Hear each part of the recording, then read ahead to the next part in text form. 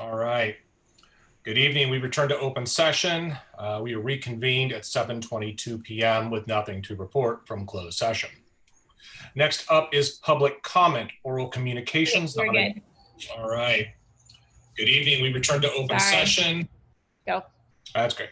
Oral communications, non-agenda items. The public, including public attending a teleconference location, are invited to address the board regarding items not listed on the agenda.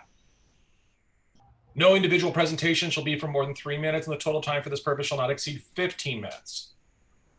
In light of the large number of people that have come to speak, what we have decided, we're going to go ahead and limit this to 2 minutes. And I think we had 19 people set up to speak on this. I believe right now we have 20 on 20. That way we can accommodate everybody who had a public comment. And I apologize for that, but we're trying to make sure everybody gets an opportunity to address the board.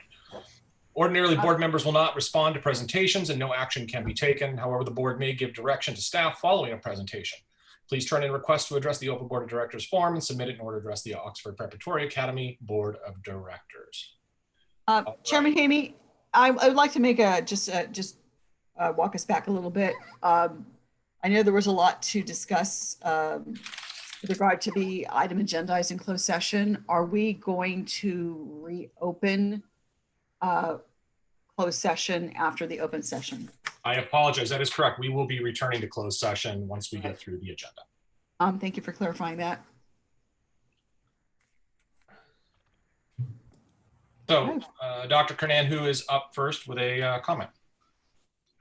I have Kristen Wilson. I'm going to share my screen for just a minute, and there will be a timer that will show that we have 2 minutes.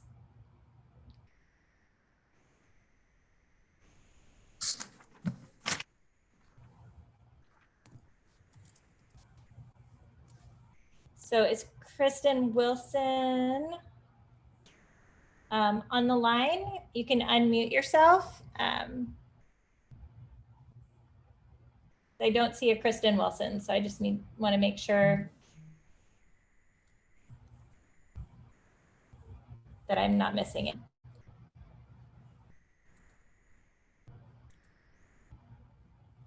So Kristen Wilson, it looks like she is not here. So I'll move on to the next one. We have Julie Miller. Julie, I'll unmute you. And then you have 2 minutes. Thank you. Whoops. Okay, that's fine. Could you tell me when I'm supposed to start? You can start right now. Okay, cool. Ladies and gentlemen, thank you very much for allowing me to speak tonight on behalf of OPA Saddleback School. My name is Julie Miller. I have 2 kids at OPA SV. We've been a part of the OPA family for going on 10 years. We had a teacher named Mrs. Lynch. She's been a huge part of the OPA. I lost her. Miss Miller, we're not hearing you. Ms. Miller, it looks like you froze. And Amy, maybe A lot of problems that last year with the child constantly bullying him at recess. Miss Miller, could you? I'm so sorry. I reached out to many different people at our school since my son decided he no longer wanted to attend OPA. I didn't have any luck. I reached out to Mrs. Lynch since she's always the teacher.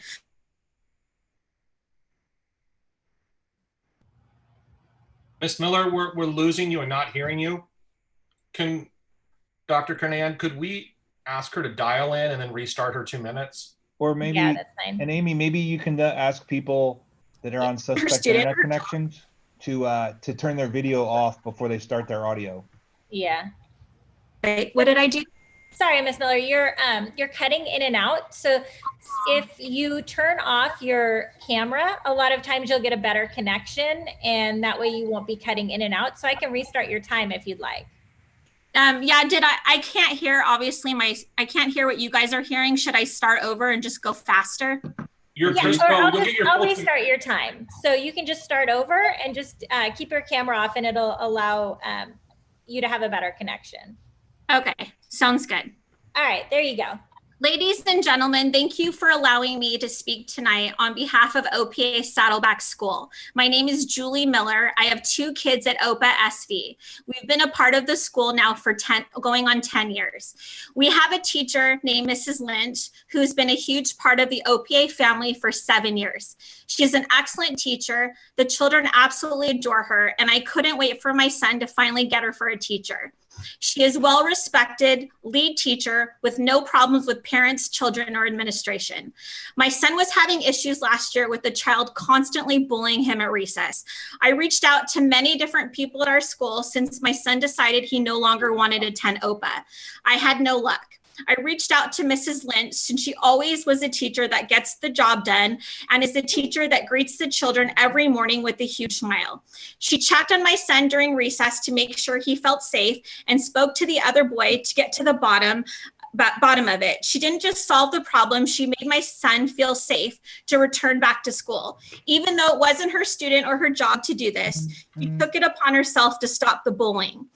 I feel like on a basic human level that a situation by firing Mrs. Lynch during an unprecedented worldwide pandemic while she is 20 weeks pregnant, especially when you know the educational budget cuts and hiring freezes are taking place.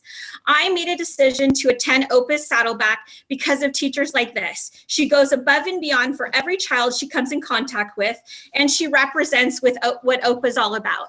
We're not here to just talk about Mrs. Lynch. We're here to talk about how we can guarantee the safety, security, and success of our champion professor and charter. She's an excellent teacher. She's not just a counselor, leader, and a positive role model to the kids. With that being said, I'm not only here to champion the rights of Mrs. Lynch that was fired. I'm here to champion the rights of all future and present teachers who are unfairly targeted because of their love for students and parents over administration. Thank you, Mrs. Miller. Dr. Hernandez. Thank you. Okay. Our next speaker is Jennifer McElderry. Hi, Jennifer, are you on? I'm on. Okay. And then if you just keep your camera off, it allows for better reception. So I will start right now. Okay, I'd also like to address the teacher, Mrs. Lynch. She's a phenomenal teacher that it would be truly tragic to not reinstate her contract as a teacher at OPA. She is compassionate, creative, and every moment is spent in support of students, teachers, and learning. She mentors other teachers.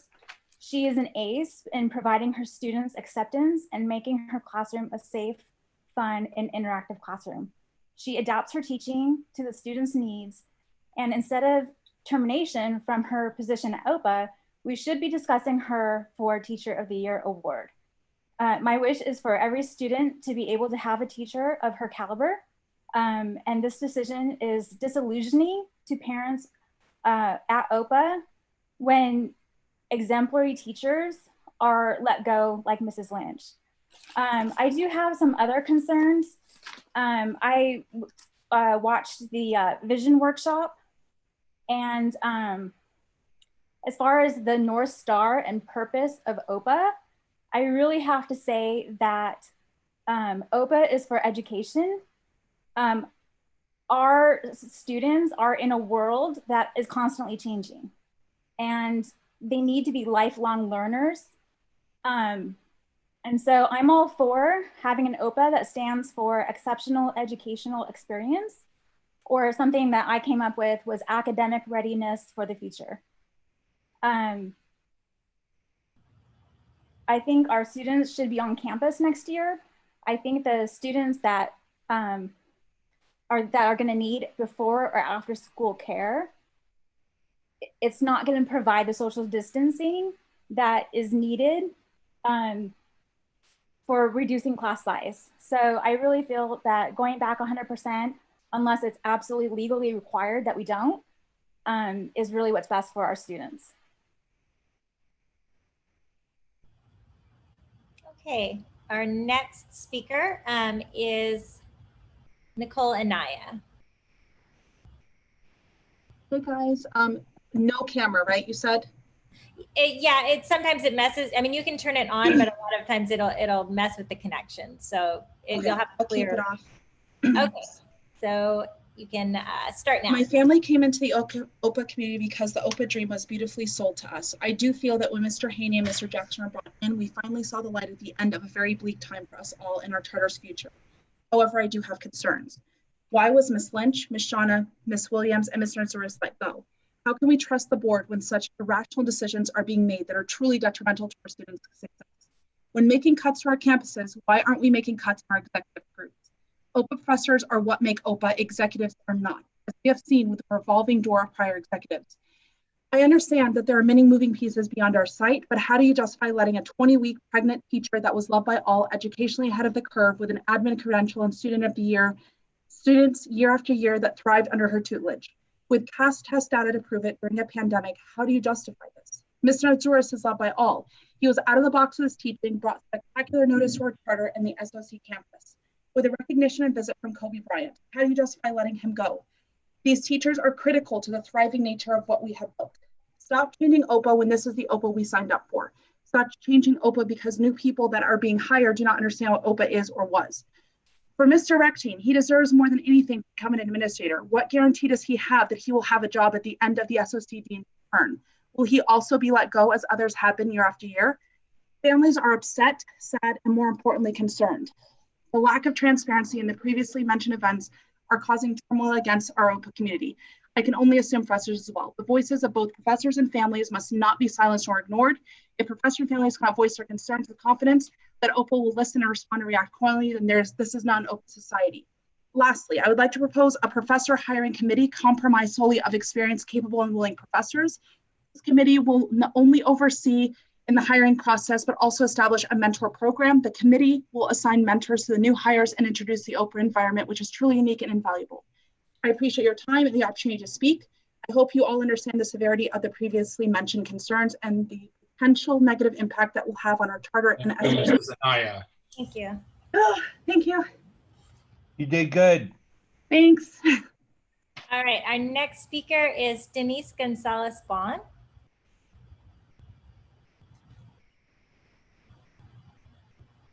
Ms. Gonzalez-Bond, are you on?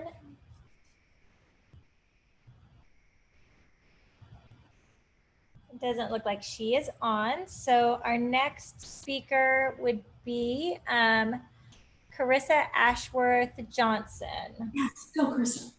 Hello. Can you hear me? Yes. Oh, good. Okay, thank you so much. All right, good evening, respected members of the Oxford Board of Directors. As Director Kernan just said, my name is Carissa Ashworth Johnson, and my husband and I have 3 children who attend OPA SOC's campus. We've been on campus for 5 years. My purpose for speaking with you this evening arises from the surprising decision the OPA SOC administration made last week to let go or not renew the contracts of several of our most effective teachers. Specifically, Ms. Aubrey Bova was not offered a teaching contract for the 2020 to 2021 school year. And this has been a great cause of concern for me. My feeling is that this is a bad decision for OPA. My son Rowan was in Ms. Bova's kindergarten class this past year and has shown that she's an exemplary teacher on several levels. First, Ms. Bova has met and even exceeded OPA's high academic standards with our kindergartners. Notwithstanding the current COVID-19 pandemic, my son is reading, and he understands addition, subtraction, basic principles of geometry, and so much more. One parent from our class has indicated that her son is now reading at a 2nd grade level, in large part because of Ms. Bova's efforts in the classroom.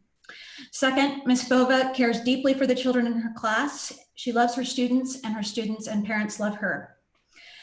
I am requesting that the board please listen to the parents who have signed an I-petition that was sent to you earlier this week, and please investigate the reasons for Ms. Bova's dismissal and reverse the incorrect decision and rehire Ms. Bova for the 2020 to 2021 school year. Over 80 parents and grandparents of OPA students signed their names, and we all feel that Ms. Bova is exceptional and that she deserves to be at OPA. Please prevent this great loss from occurring. Thank you for your time. Thank you, Ms. Johnson. Okay, our next speaker is Alexandra Dreyer. Hi. Hi, I'm here. Perfect. Can you hear me? Yes. All right. Okay. Good evening, board members. My name is Alexandra Dreyer. My daughter, Francesca, has been at OPA Saddleback Valley since it opened in 2016. Parents are referred to as stakeholders at OPA, and that is true in some ways.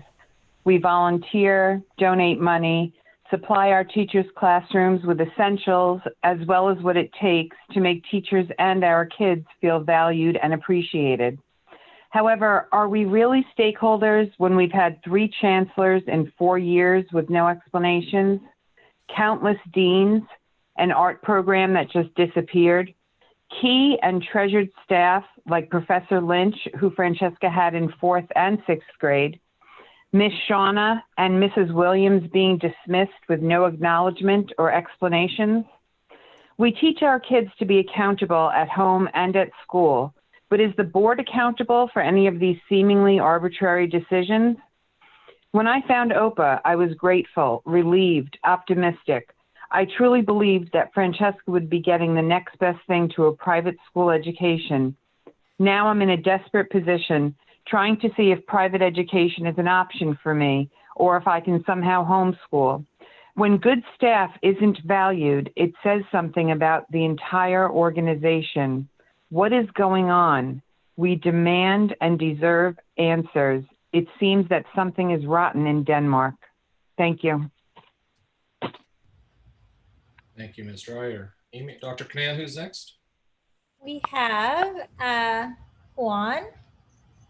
Hello, I'm here. Perfect. Let me reset the timer real quick. All right, you can go ahead. Okay, good evening. My name is Wen Wu, and my kid was in Mrs. Lan's kinder class this past year, and I want to comment on her recent let go by Alba. My family loves Mrs. Lan, and I know many of my fellow parents share the same feeling. She truly cares about kids. She's experienced, caring, innovative. She not only pushes for academic excellence, but also promotes good attitude and behavior that will benefit a kid for a lifetime. She also encourages kids to develop multi-intelligences and create many learning opportunities inside and outside classroom. Here, I want to share something I saw from social media post I believe resonate with many parents from her classes. Teachers like Mrs. Lan are what makes ALPA different from the rest. We respectfully plead that students be not deprived of the quality education she's so much capable of providing. Another thing I want to share here is that some parents set up an online petition last evening for bringing her back to ALPA. And when I checked the petition this morning, there were already over 100 signatures there within 20 hours. And many supported comments there too. So we plead that ALPA review the grounds for her let go and bring her back to ALPA, as she means so much to her students and parents who want to see ALPA shine. The other comment relates to concerns from my fellow parents who that I've heard recently for speaking up on school issues, such as Mrs. Lan's let go. I reached out to Honor Society staff and was glad to hear that ALPA has a culture that values different voices. But institutionally, I wonder if there's any measure in place at ALPA to protect the kids from potential repercussions to any students when their parents speak up. And if there isn't any yet, I strongly suggest that measures be taken so that ALPA truly benefit from those supporting parents. Thank you. Thank you, Juan. And Ms. Marks, could you just clarify that there is no retribution to the children of parents who speak up at the board meeting? I think as a board, if we were to learn of that, we would take action. Absolutely not. This is a safe space to hear from you. We have other safe spaces, so please do not be concerned about that. All of us truly welcome to hear what's on your mind, your concerns, and again, we want to encourage. We want to hear from you. We appreciate your feedback. So thank you. And let us know, and then let us know if anything ever happens contrary to that, because that's not something this organization will stand for. I appreciate that. Thank you. All right, Dr. Kernan, who's up next? We have Randy MEES.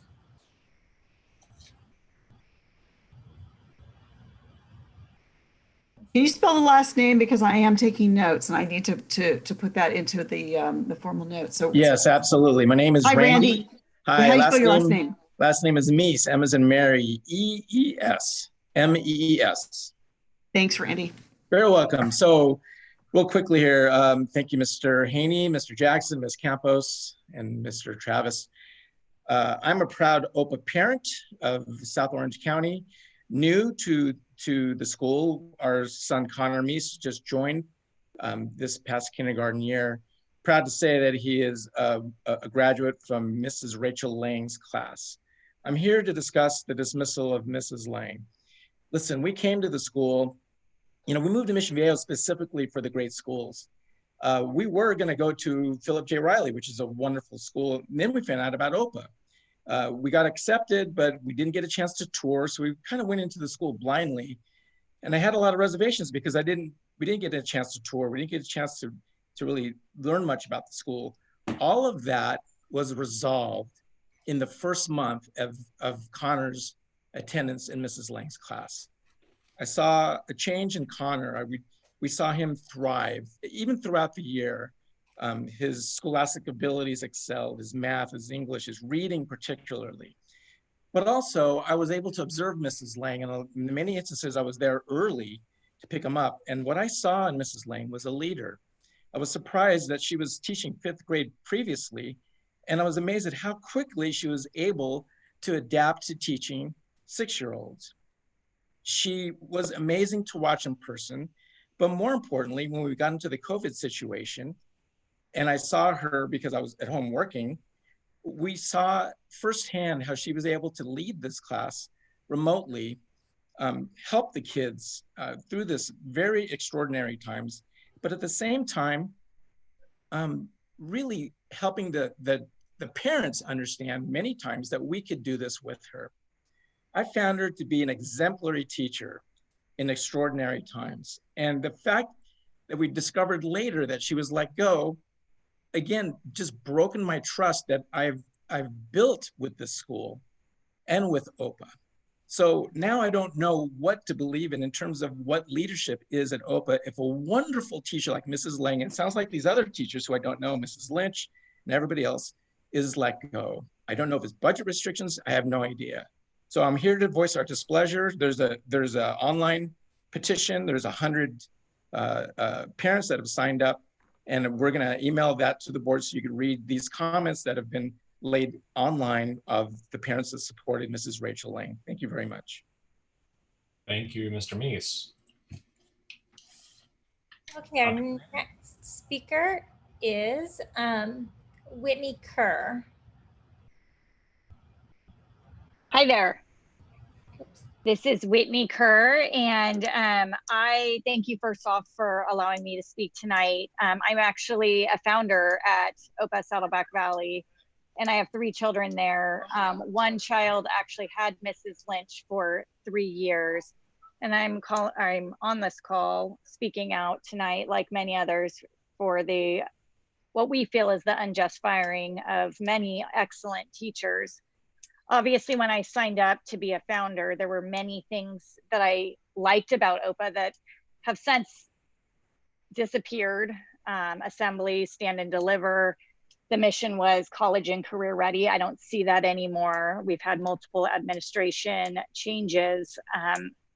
But the big thing that stands out, and Mr. MEES just said it too, is the distrust in administration. If they could fire teachers like Mrs. Lynch, who have been with OPA for 7 years, have never been written up, were terminated or fired, so to speak, with no reason, during a pandemic, during the time when she's 20 weeks pregnant, there's budget cuts, she can't get, it would be very difficult to find another job. What is that impact to our students who don't know what it's going to look like next year coming back? She is the heart of OPA. She is the favored teacher. She is the teacher that makes every student feel like they are her absolute favorite. What is that impact, I ask, for the teachers that are currently going to be at the school next year? How invested do you think they are, knowing that they could be terminated at any point for no reason? And what kind of quality teachers do you think you're going to get by firing people for no reason? If you can treat your teachers like this, I wonder and I question, how are our students being treated? I'm disappointed, and I have a lot of distrust right now, and I'd really like some answers. Thank you. Thank you, Ms. Kerr. Okay, our next speaker is Jian Zhu. Hi, this is Jian. I'm also here as I also want to voice for a teacher recently get fired, who is Miss Rachel Lan. My kid is in her class for the K class, and we recognize her as a very high quality teacher, and then we believe also trust this teacher to be good, and then she was let go, and also learned that there are a good number of teacher and staffs, not only the teaching staffs, but also librarian staffs are let go. So what is the impact to the SOC campus of OPA, and how the educational resources will be allocated to kids? Our kids will attend grade 1 starting this summer, and also we also wanted to also wanted to understand all the choices of for the next semester.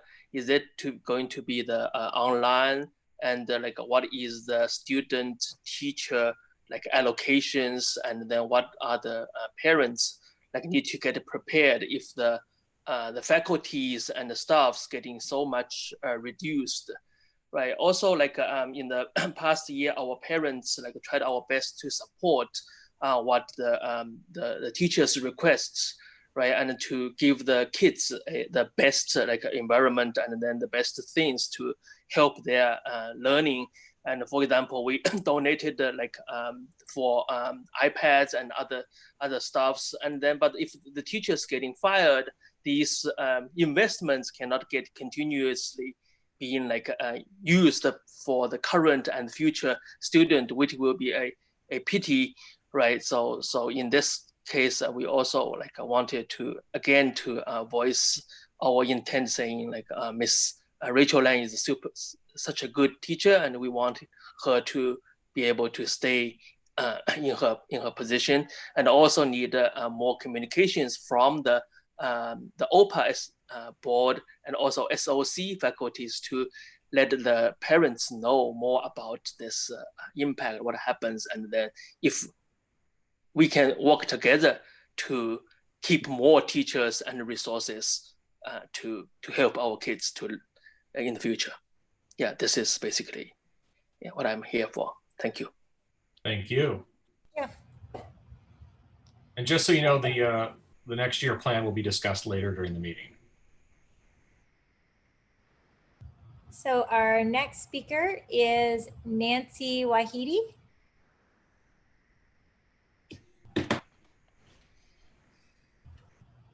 Nancy, are you here?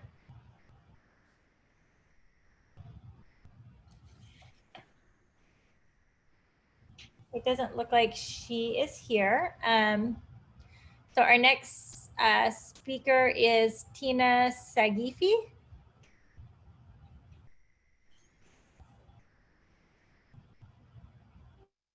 Tina, are you present?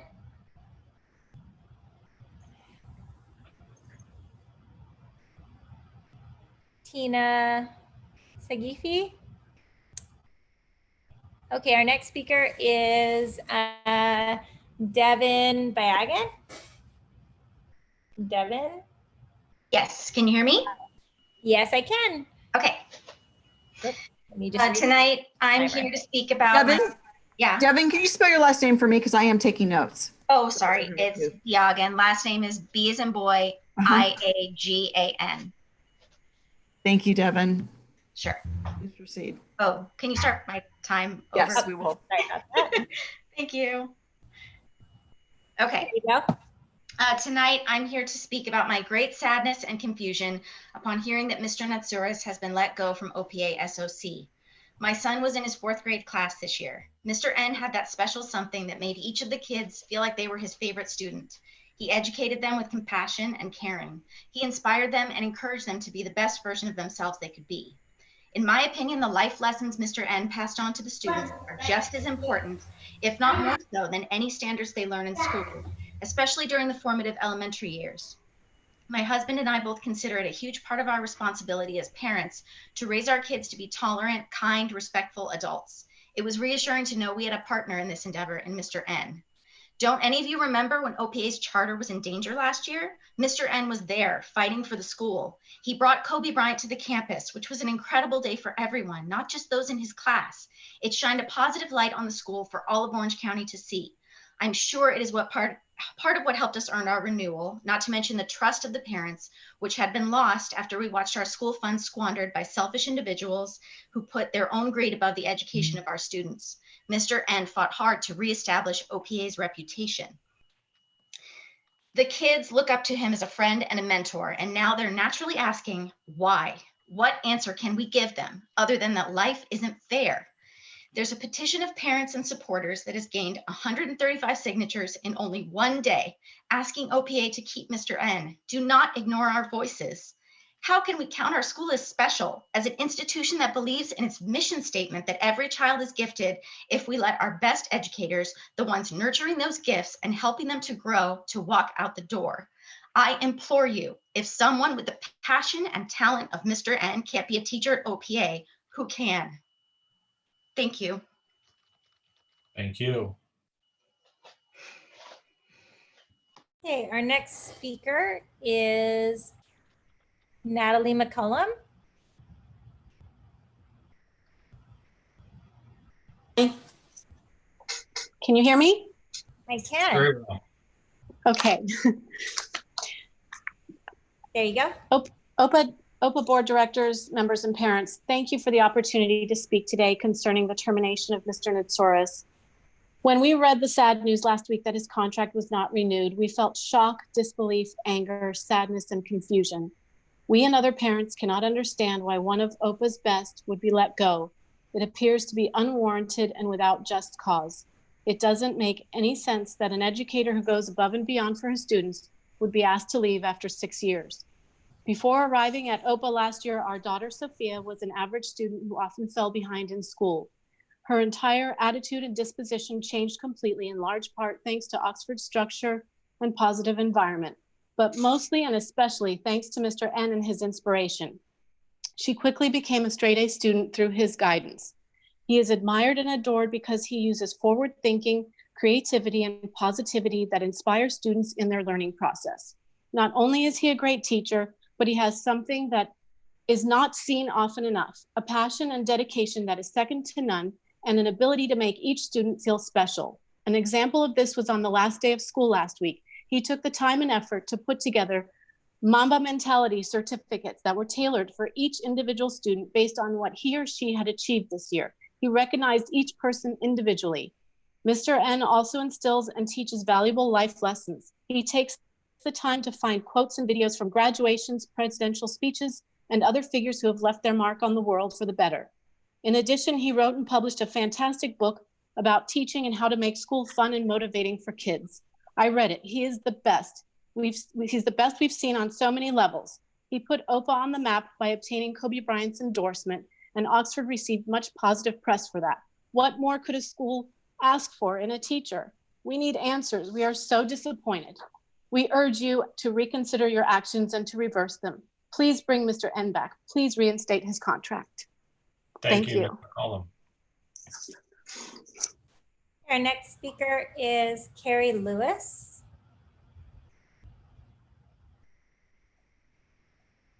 Carrie Lewis here?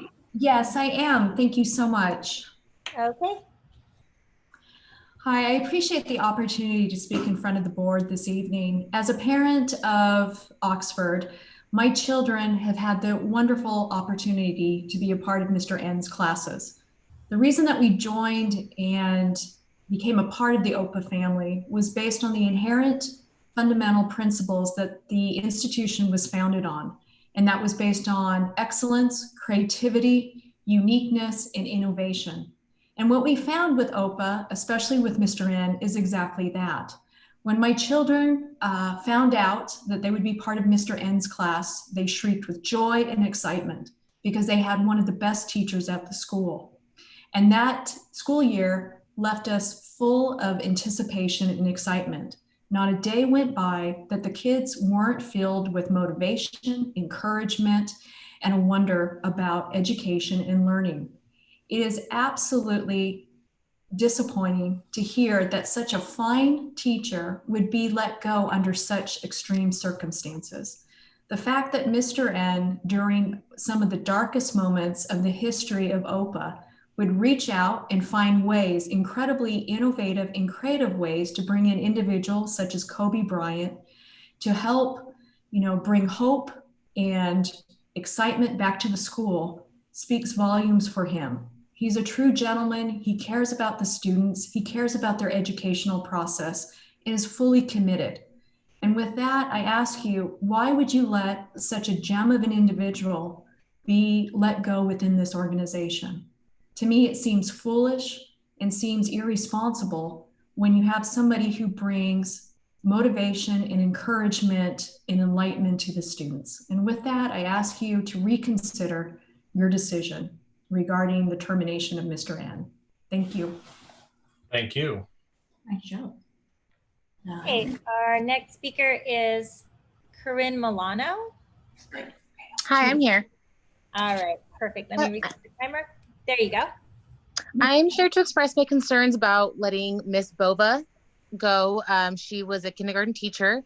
I'm incredibly disappointed in the board's decision. My daughter Malia came into the school year kind of behind. I was a co-room parent, so I spent a lot of time with Miss Bova and in the classroom, and I would see the other kids, and it kind of made me really worried seeing how far along the other kids were and how far behind my daughter was.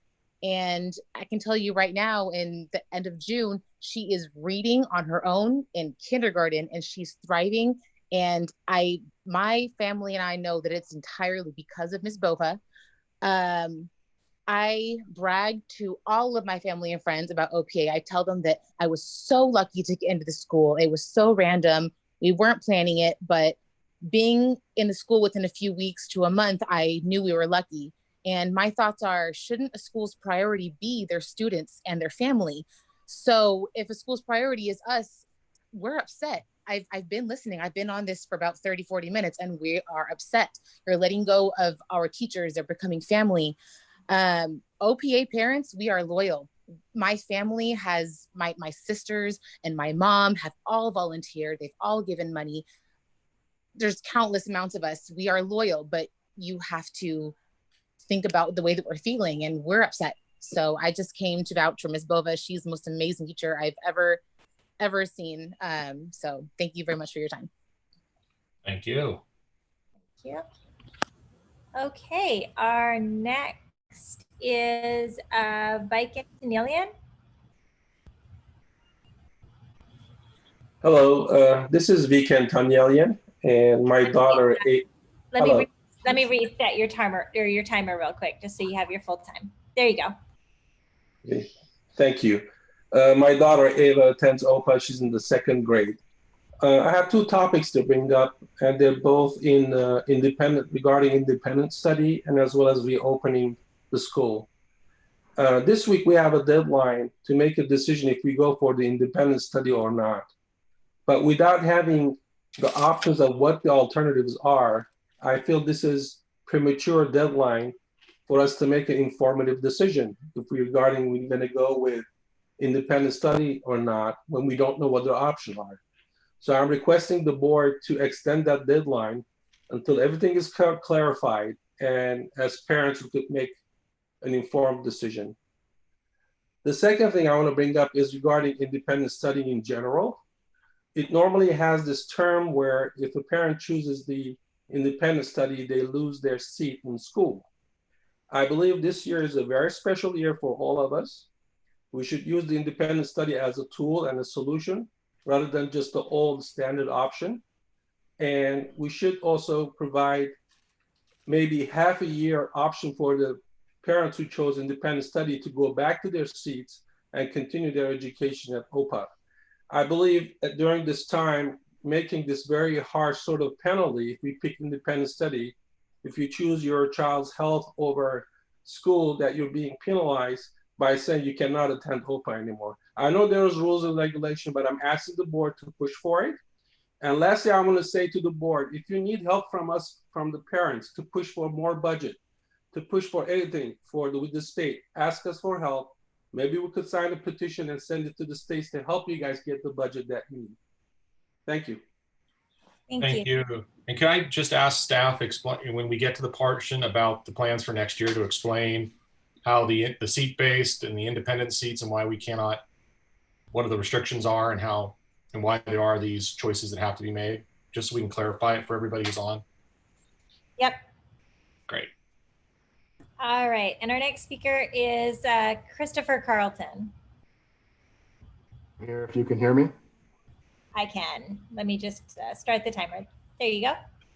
Good evening. My name is Chris Carleton, and as you undoubtedly know, even though you have refused to have any dialogue with me, I'm an attorney and I represent Ms. Lang and Mr. N in connection with their efforts to preserve their employment with OPA. I want to start on behalf of Ms. Lang and Mr. N by thanking all of the families and community members who have stepped up to show their support for these two fine teachers. For both of them, the outpouring of support, praise, and respect has been humbling and is so much appreciated. As several parents have already mentioned, concerned parents have started separate online petitions in support of Ms. Lang and Mr. N, requesting the board to consider reversing the employment decisions that were made a week ago. Both online petitions were started by concerned parents just yesterday. In 24 hours, more than 100 parents and community members signed each of the petitions. Combined, there are almost 250 signatures. Just prior to the meeting, I emailed links to all of you. I suggest that you read them. Unless you have no heart, the support and comments will blow you away. I do not intend to present any of the legal arguments on behalf of Ms. Lang and Mr. N here tonight. That can wait for another day, but I would like to make one suggestion. If the board were so inclined, it could assemble a panel of 3 neutral, distinguished administrators who are unaffiliated with OPA. People with credentials like Martin Luther King, Jaime Escalante, Mother Teresa would be ideal. Whoever you choose, present them with 3 sets of materials. First, the performance reviews and related documents that OPA gave to both teachers in early May. Second, the detailed response provided by both of them within days. And third, a package of all the emails, letters. Thank you, Mr. Carleton. I appreciate you allowing me the opportunity to speak, even though you wouldn't let me finish. Thank you. We have a timeline or a time limit. Dr. Kernan, do we have another speaker? On non-agenda items, that was our last speaker. All right, thank you very much. Thank you, everybody, for your comments.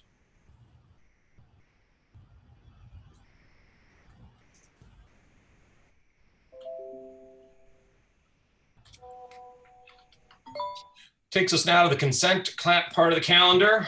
We have the following items on here. A, the minutes from the regular meeting of the OPA Board of Directors on May 28th, 2020. B, the minutes from the regular meeting of the OPA Board of Directors on June 11th, 2020. C, the minutes from the special meeting of the OPA Board of Directors on June 16th, 2020.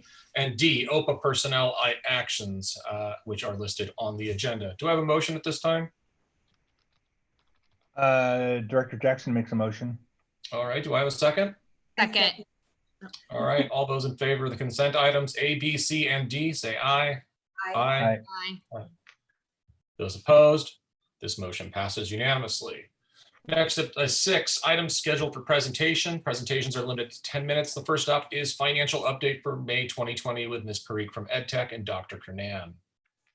Let me just, Amita, I will make you a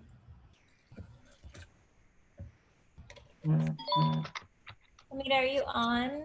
I am. Are you listed under your name? Yeah, just under Amita. Why am I not seeing you? Strange. I'll just share mine. Or I'll just share from mine for some reason. Or do you want me to raise my hand? Would that be? Yeah, raise your hand just so I can see Okay. you. Oh, there you are. Never mind. Perfect. Okay. you are good to share your screen. Perfect. Okay, so we're going to start with the forecast for this fiscal year and then go into the budget that's up for approval tonight for next year's budget. So just starting out with the financial update for SOC. This fiscal year, we are projecting an operating income of about 1.1 million, which is about 1.2 million higher than the approved budget and about $91,000 higher than what we had previously forecasted. The biggest adjustment here is we're seeing savings on health and welfare benefits, and we had been noticing that for a few months. And as we get to the end of the year, we've trued that up based on the actual trend. So that's the $76,000 improvement from the previous forecast. The rest of the adjustments are fairly minor in the grand scheme of things, but the other adjustments were related to about $18,000 found in savings related to compensation, which was related to some leaves, and also the estimate for substitutes for the year. And so as we get to the end of the year, we're able to true some of those up. The other adjustment for rent expense is savings for the central office PPP lease that we had. We received an additional credit that resulted in savings compared to forecast. On the far right are the two items that offset these savings in expenses. The first one is field trips. We had estimated some reimbursements on field trips back to the community, and we netted to about $8,000 more in refunds than we had originally forecasted. And then the $2,000 in miscellaneous is a lot of small items, which we detailed actually in 2 slides later in the check and credit card register of a few of the items that went over what we were forecasting. For SV, similar projection in terms of we are forecasting a $493,000 operating surplus, which is up from the $397,000 that we previously forecasted. We are seeing savings in similar areas related to health benefits, rent expense. However, for compensation, we're seeing savings based on, we had put in estimates with the school closure related to substitutes and aid costs, and seeing that coming in a little bit lower than what we anticipated, and so truing that up to the trend at this point. The other piece is legal fees, where SV has spent their legal budget for the year, and so any expenses that come in at this point exceed the forecast, even though they're fairly minimal at $2,000. In terms of the check and credit card register, these are the items that we flagged, and in terms of some of the miscellaneous items, you can see there's a couple $100 items that did exceed the forecast that we had in a few areas, but the largest being the legal bill with YMC and a $1,500 bill with School Food and Wellness Group. So that's what we have for the May financials at this point. Are there any questions on these? Any questions from the board? Looks like we've done. Okay, so then we'll move into the budgets that are up for approval. We did present all of the details of the budget for next year at the meeting 2 weeks ago. And so I just wanted to present what has adjusted since we last presented it. So for SOC, we are projecting an operating surplus next year of about $480,000. This is up about $25,000 from our previous budget. The adjustments that we've made, if we look on the far right of the variance compared to the prior budget draft, other state revenue, the El Dorado SELPA that you belong to for special ed, the rate was presented at a higher rate than what we were previously using. So we trued that up based on their rates. These rates are still up for adjustments as we get a final budget, but we trued it up to the best knowledge we have at this point.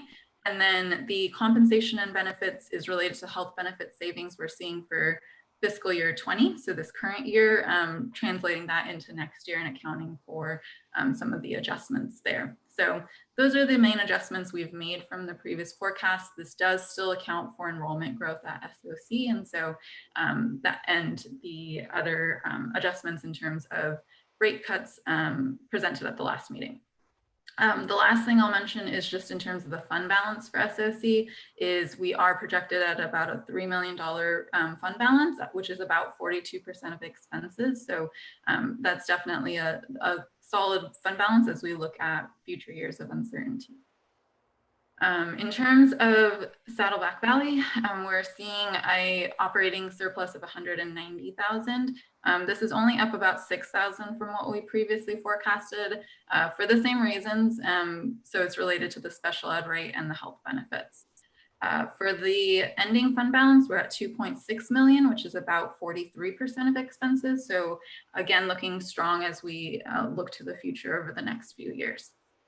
In terms of the cash flow forecast, we did anticipate a deferral in June. That's moving cash from June into July. And then next fiscal year, we did forecast the April through June deferrals. It netted to about 200,000 between the two sites that's moving from next year and getting funded the following year. And so overall cash is looking good, but definitely with the deferrals, it's an important thing to plan for as we get into these years where we're at a deficit in terms of the cash that we're receiving. Just as a closing note on this, all of these budgets that are up for approval are based on the governor's May revise. We don't have a signed budget for the state at this point. So there are adjustments that will come down the pipeline. Overall, based on what we're seeing this week from what's likely to be approved, the numbers look fairly similar, except that the deferrals are about double the amount than what we were previously anticipating. This assumes no other federal stimulus dollars. So if we receive additional federal stimulus dollars, that could offset some of these deferrals, but going, an additional $200,000 in deferrals that moves cash from this next school year into the following year is going to create some cash strains and also starts the next year off in deficit at the state level, and so could result in rate cuts and other additional deferrals over the next several years. And so it's prudent to start kind of planning right now for these potential multiple years of flat or reducing funding along with additional cash deferrals. So that's all I have for the budget, unless there's any questions. Questions from the board? All right, thank you very much. I'm sorry, I did have one question. So just to clarify, we need to make sure we maintain the cash that we have right now, especially because of the deferrals that are probably going to happen, so we don't have any additional cash flow issues. Is that correct? That's correct. Okay. Yeah, we need to make sure that we have cash to be able to cover us for those possibly 3 months of deferrals where we won't be receiving any revenue in. And so we need to make sure that we have that reserve in order to cover all of our expenses during this time.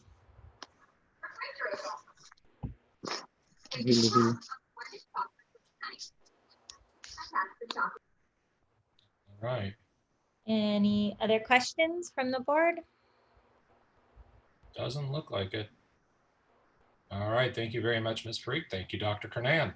Thank you. Next up is item B, OPA Saddleback Valley School Report with Mr. Bridges. And let me give Mr. Bridges control. All right, Mr. Bridges, you are a go. All righty.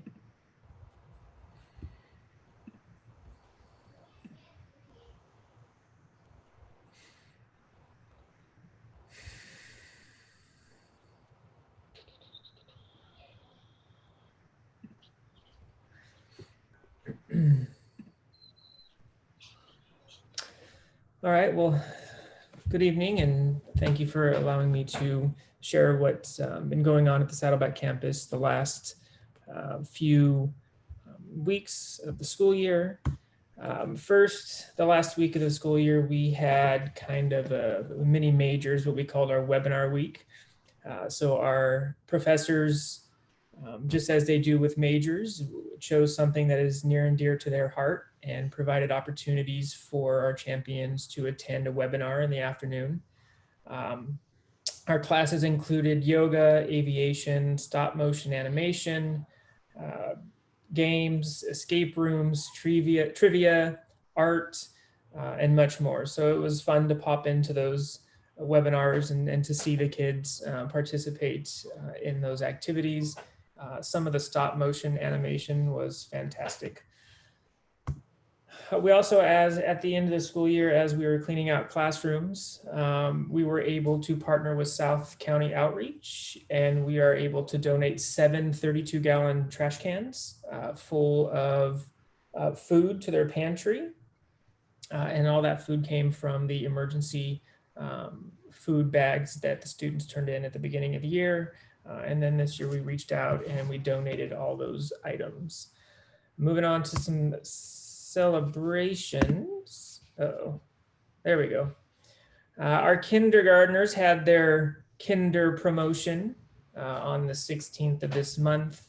Our kinder teachers did a great job recognizing all of those students. And it was a great way to end the school year for our kindergarten students. Speaking of celebration, we did have a 8th grade promotion parade. We'll get to in a bit. Some of the highlights for this school year, we successfully transitioned from a self-contained middle school to block scheduling with electives at the Saddleback campus this year. We also participated in the first year implementation of our PBIS program. We created a locker room for our 5th and 8th grade champions. We had a new middle school math curriculum, a new science curriculum for all grades, a new ELA curriculum for grades 1 and 2. And for the first time, we had champions participate in the Scripps National Spelling Bee. They participated in the OCDE Academic Pentathlon, and multiple champions won awards, and champions participated in Battle of the Books, or BOB, with our teams placing 4th and 9th. And then we had a successful transition by our professors, students, and parents to remote learning. And we had a very successful 8th grade promotion parade, which I have a video, maybe. I do not have a video. Oh, now there it is. And the sound won't come through because it's asking me for a password and I don't know what it is. Oops. You could sing along. So there's the staff that came to root on our champions as they drove through in 30-minute spots to get their promotion certificate.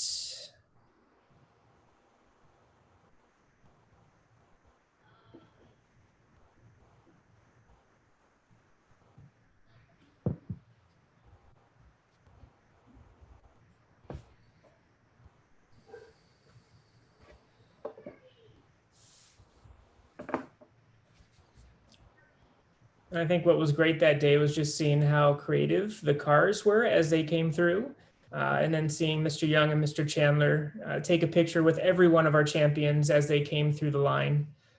We were lucky. It was pretty overcast and cool that day. So as we get further along in the slideshow, you see Mr. Chandler put on his sun hat and sunglasses once the sun starts popping out.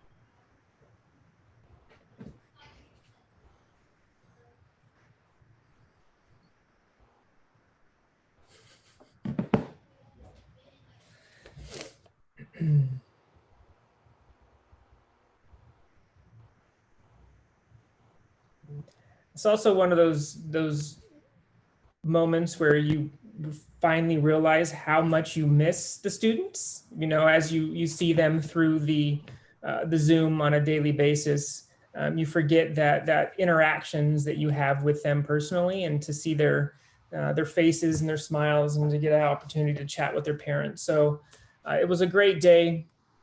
We had a great time. The students and parents were very appreciative. And we congratulate the class of 2020 and wish them well in their future endeavors. And now I'm going to stop sharing. That's all I have. And I'm going to hand the mic over to Miss Alvarado. Thank you so much. Let me share my screen. Give me a second here.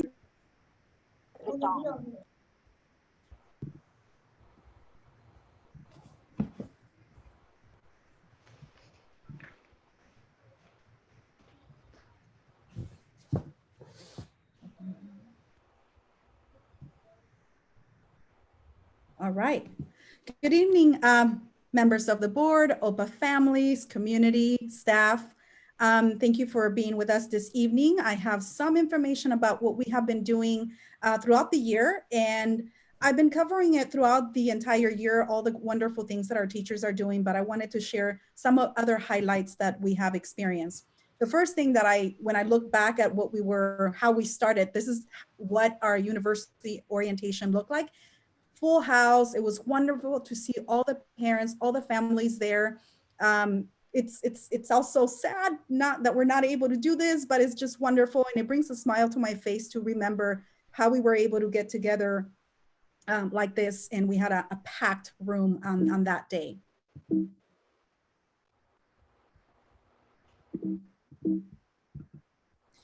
First day of school, this is what it looked like. We had a special event that Honor Society helped us put together. And on the right-hand side, you guys can see the Honor Society team along with Ms. Velez and myself. We had a wonderful time that day. I learned about the tradition of the teal donuts on the first day of school, which was a very interesting and a fun day to start off the entire school year. For 2019-2020, some of those highlights are esports. For those of you who may not know, we partnered with Microsoft. We have been working with them since the beginning of the school year, and actually it started in the summer. And now both schools, SV and SOC, have the esports program for students 3rd grade up to 8th grade.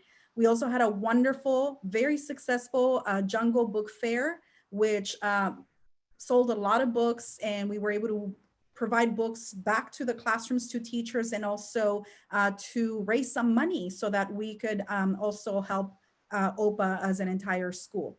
We had another wonderful fundraiser hosted by Honor Society, the Hoedown, which was very successful, lots of fun, lots of dancing and music and eating. It was wonderful to see.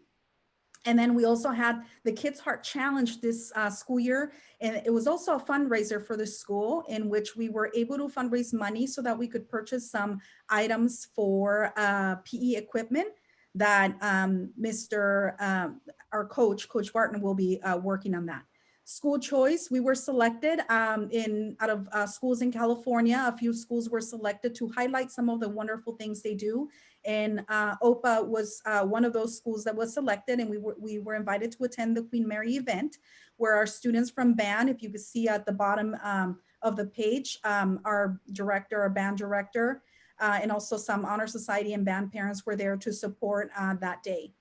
Also, Hour of Code, we did an Hour of Code school-wide, which was a partnership with Amazon engineers. One of our parents is an engineer at Amazon and was able to support us with this wonderful event, and they volunteer their time to come and support our students. And then another wonderful event we had also was Champion Spreading Kindness, where our SOC students and parents and families were able to attend a day of service, and we planted 100 trees that day. And that was with the support of Mission Viejo. Just a quick little video here. Let me go back. Oh, I'm not able to go back there. I'll just move on to the next section. So we did celebrate our 8th grade students who are promoting into high school. And this is just a picture of the very end of our day, but these are the teachers in a few. Yeah, if you want to shower in the morning, do it early because it's cold. Yeah, we're doing it late tonight. Are we done with plates? Hi. That's okay. A few of some of our staff members that were there at the very end, and we took a group picture, of course, social distancing. And then also we had a parade where parents were able to bring their students and celebrate. So let me just share that it was a very special year because 63 of our students at OPA SOC, out of the 63, 23 have been with us since kinder. Give me a second here.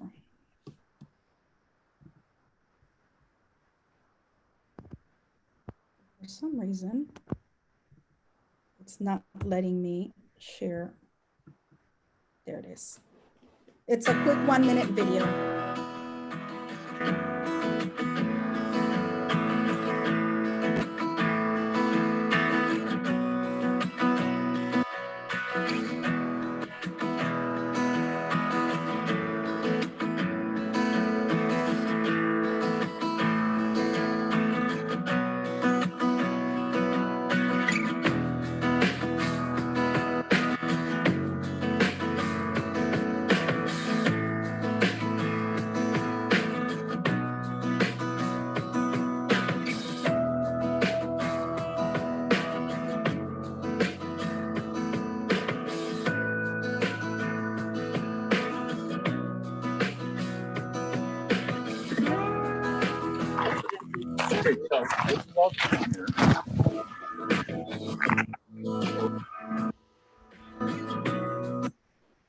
So that was a short video. It didn't include everybody who was there, but I just wanted to show you a little bit of what we did that day. And then the last thing that we did was our virtual promotion ceremony. And I just wanted to highlight our wonderful, wonderful students. We had administration spoke and shared some thoughts for the students who were promoting to high school. But we also had 2 students who were speaking, and also our ASB president, Josie Kershon, who was also there to share a little bit about her thoughts. If you guys would like to see the full video, it will be posted on our website, and you can also find it on our Instagram as well. They did an awesome job. I was not surprised how well they did. I was impressed just because of how well spoken our students are, how well prepared they are for the future. And we know they'll be very, very successful in high school. We want to wish them well. So all I can tell you is that I'm very excited, looking forward to another great year next year. Next year is going to be wonderful. All the things that have happened and that have interrupted what we normally do during the school year, these last few months at the end of the school year, is not going to stop us from continuing to have another wonderful year. We have lots of things coming up for next year, and I'm very excited, and I'm hoping to see you guys soon, whenever that and however we will, be seeing each other again. Thank you so much. Thank you very much, Ms. Alvarado. Next up is board reports, and I'm sorry, I'm skipping over items scheduled for discussion. And then the item we have is open instructional report with Dr. Kanan. Right.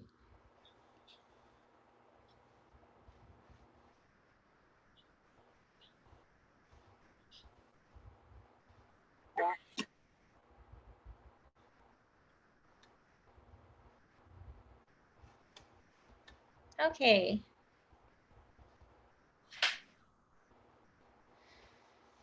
So we just nice. And it's so stupid. I must have a whole nother sorry. If you guys could just keep your mics muted while other people are presenting or talking, that would be great.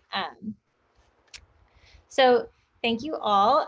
We have just finished another amazing school year at OPA, a little bit of a crazy different one, but it finished off really strong with like both of our chancellors said, promoting our 8th graders to high school and getting to see them come back at the end of the year to pick up their promotion certificates, and jumping into the different classes to see the end of the year parties and kids getting their certificates and awards and just all of the great things that had been going on in the classrooms during remote learning. So I just wanted to give a little bit of an update of some of the things that we have kind of coming up over the summer and for the beginning of the next year, of the new year, and curriculum and instruction.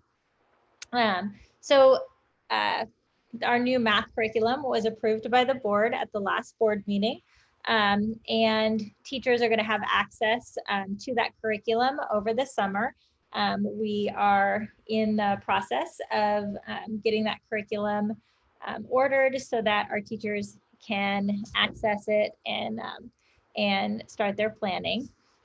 We also put out a survey to all of our teachers regarding supplemental curriculum. A lot of new curriculum was used during distance learning, and our teachers had the opportunity to sort of try out a lot of different things because a lot of things were open and became free during this time of remote learning.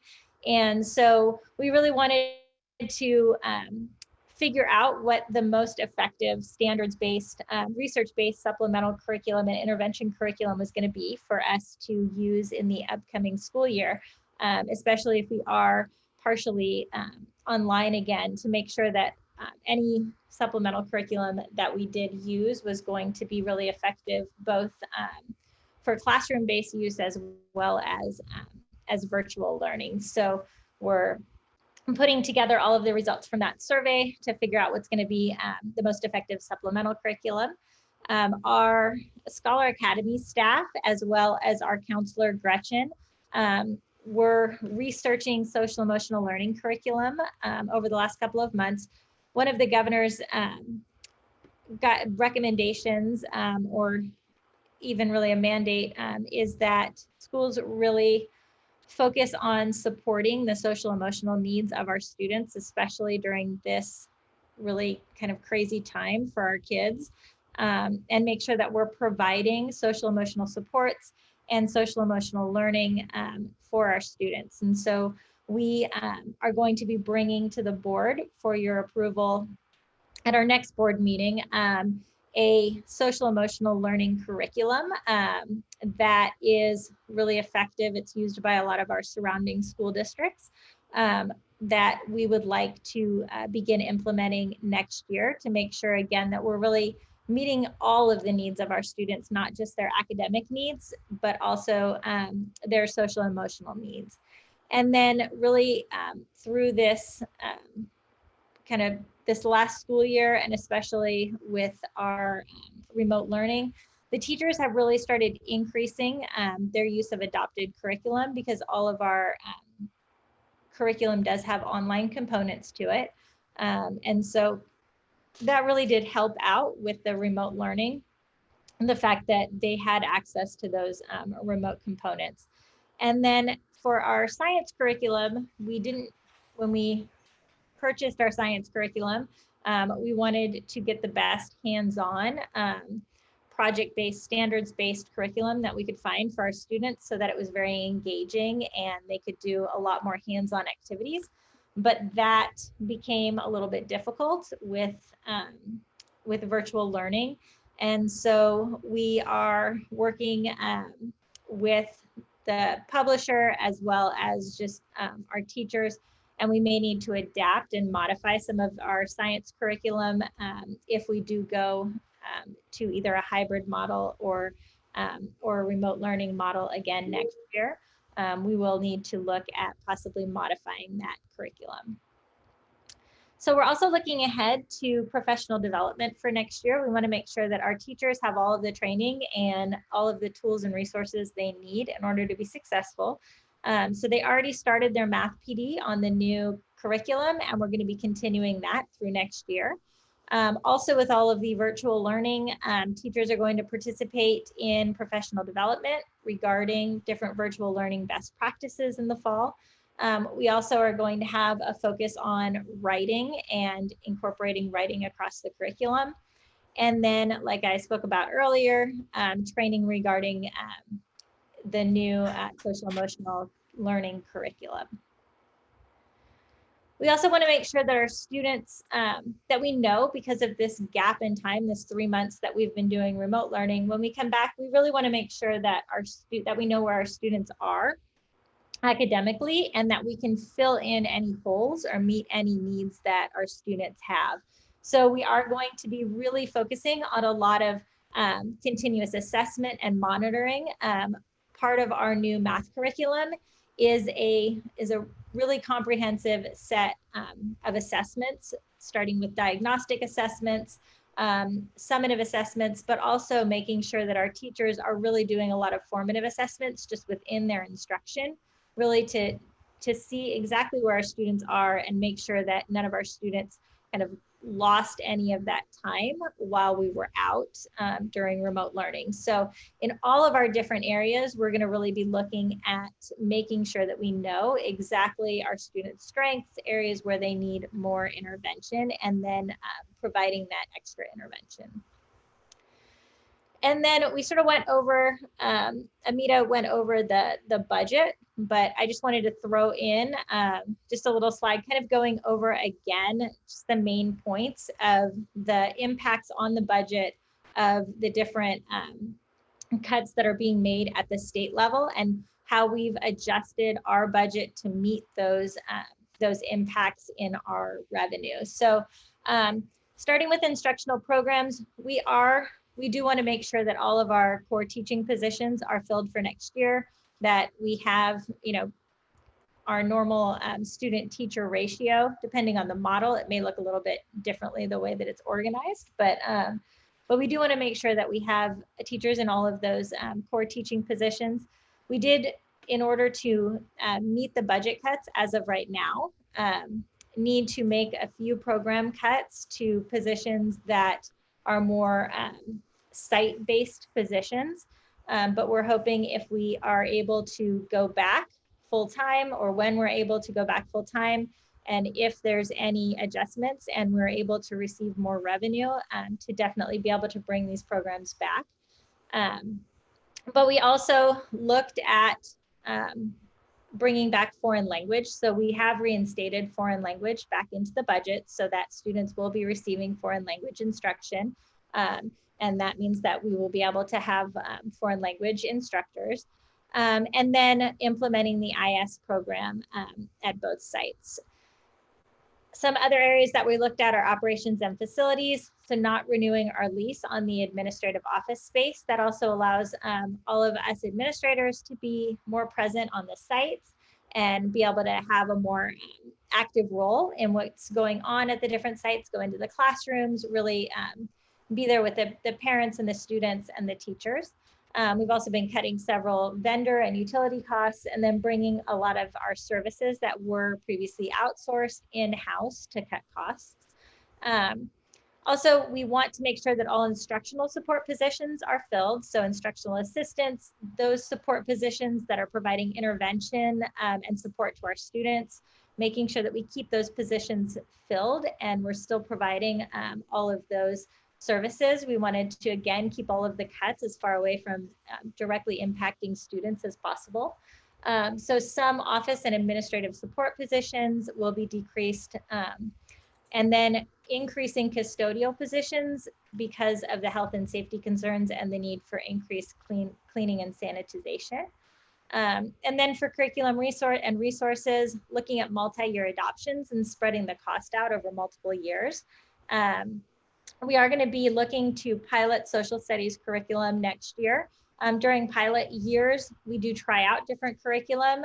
Usually those pilots don't cost us anything. And so it does allow us to try out curriculum to purchase in the following year, but without having a budget impact on next year. And then again, looking at the supplemental curriculum to determine effectiveness, cut out any unnecessary programs that we may have that teachers aren't using or that aren't benefiting students, and then look at what programs are going to be the most effective in the future. So that is my presentation on that. And then I'm going to be talking a little bit more about school reopening, as well as our previous year, and kind of giving an update on that in some later board items. So any questions about this? Any questions from the board? All right, thank you very much, Dr. Kernan. Now it takes us to item 8, board reports, comments. We'll start in reverse order. Ms. Travis, any board comments?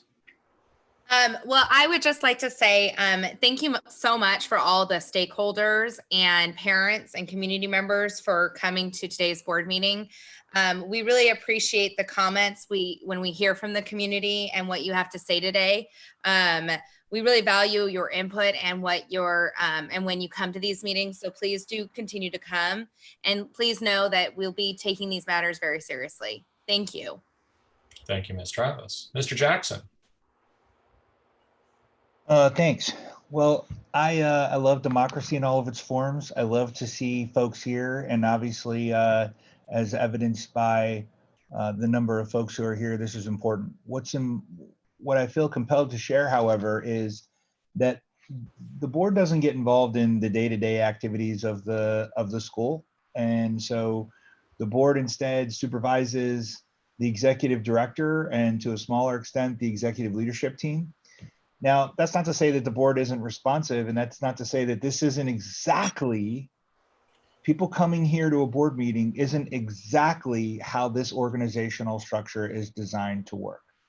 So I don't want you to, this is the first time, because of the Brown Act, that we've been able as a board to get together and hear all that you have to say, and, you know, hopefully to get a chance to talk to each other about this, you know, to some extent.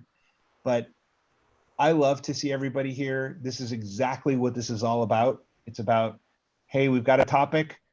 It's interesting to us for a variety of reasons. We need to bring it to our board and say, look, dig into this, figure it out. And that's exactly what's going to happen. So appreciate you being here. Appreciate your support. And I'd love to see everybody. So thank you for that. All right, that brings me up next. And the mistake in going reverse order is that Mr. Jackson got to go first, and now I got to follow that. The natural thing is to say I concur. The board's not involved in the day-to-day management, but that doesn't mean it's not important for us to hear the message that everybody brought. Because at a broader top level, we are involved in setting overall policy and direction for the organization. So getting this kind of feedback is very appreciated by every one of us. And so I thank you for taking the time. I know there's a lot of other things you'd rather do tonight than sit on the Zoom call. You. Laura, I can hear your chips. Laura Larson, I can hear your chip bag. It is Laura. Okay. I was just going to say, we're not involved, just a second what Mr. Jackson said, we aren't involved in the day-to-day management. We can't comment on HR matters. We don't, but we do have a sort of top level policy, sort of broad range goal setting for the organization. So it's important for us to hear this, and we appreciate every one of you that took the time to come in here, say this. I know it's not fun to sit on a Zoom meeting on a Thursday night, but I sincerely appreciate everybody who took the time to come say their piece, as well as everybody who emailed us. Just because we haven't necessarily all again got a chance to respond doesn't mean that we did not read everything that's come through. And Ms. Campos. So I would echo all of my board mates' comments and just add one thing that I know all of us share is that ultimately all the decisions that are made are going to be made in the best interest of the children, because that's why we're all here. All right, thank you very much, Ms. Campos. Scrolling back down, that takes us to the Executive Director's Report. Ms. Marks.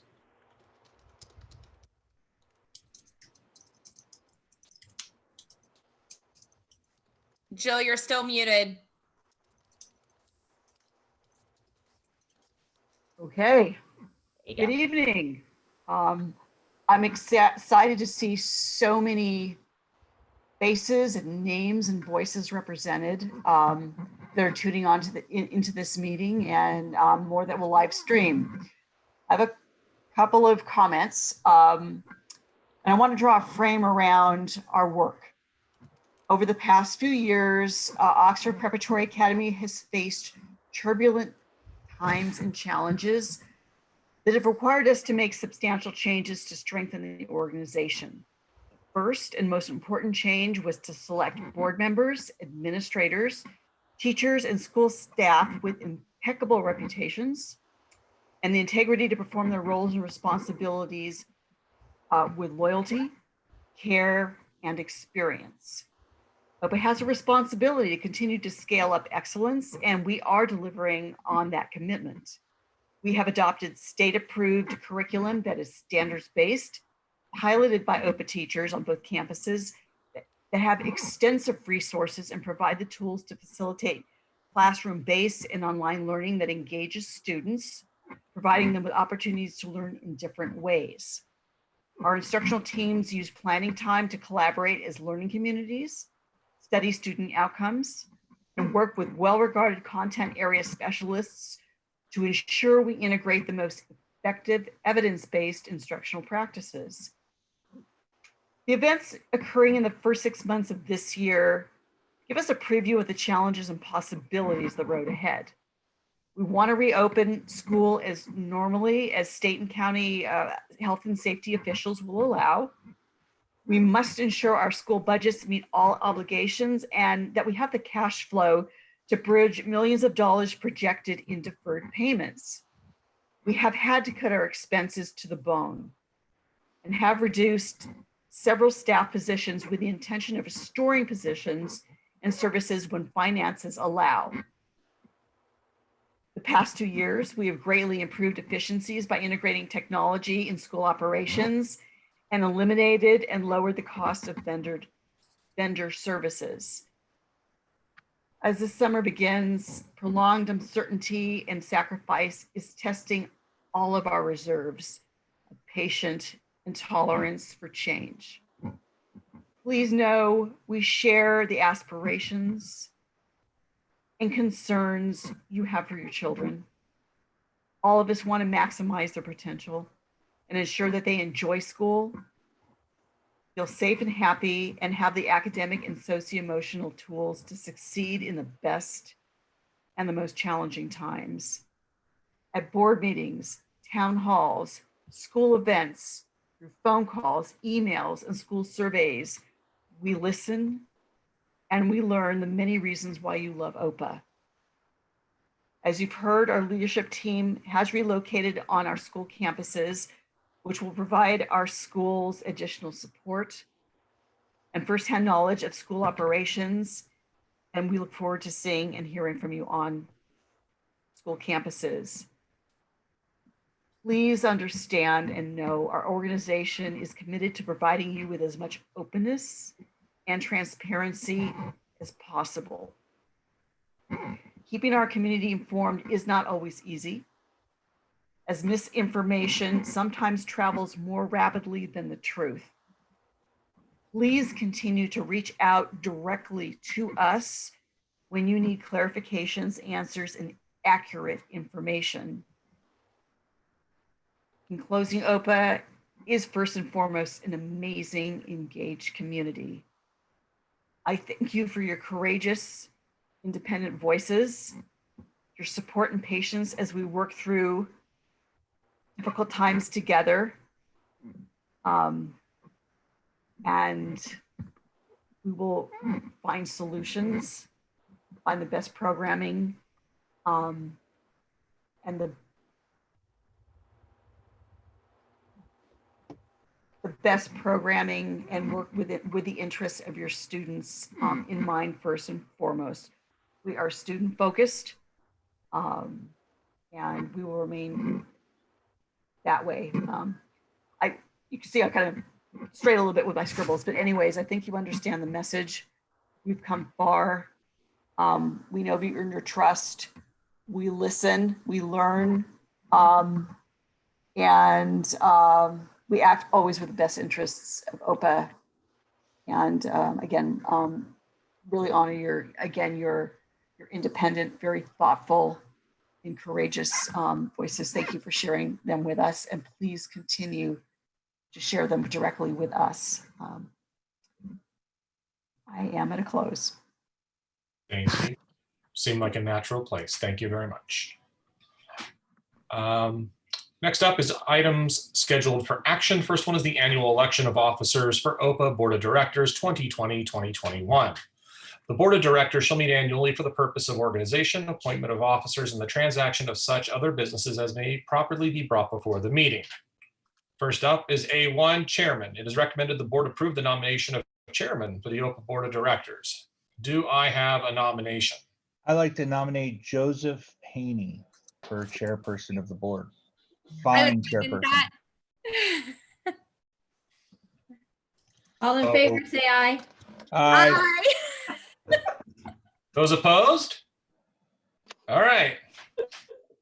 Thank you very much. I appreciate the enthusiasm with which that was carried out. Let's see. Next up is Vice Chairman. It is recommended the board approve the nomination of Vice Chairman for the OPA Board of Directors. Do I have a nomination for Vice Chairman? I would like to nominate Raymond. I second.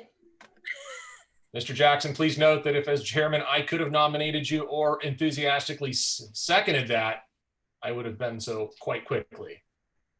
So we have a nomination for Mr. Jackson for vice chairman. All those in favor say aye. Aye. Aye. Aye. Those Aye. opposed? Congratulations, Mr. Jackson. Thank you. Next up is secretary. It is recommended the board approve the nomination of secretary for the Open Board of Directors. I Do I have a nominate Dwight nomination? Travis. Oh, I Do I have a- second. wow. All in favor? Aye. Aye. Aye. This passes. Oh, those opposed?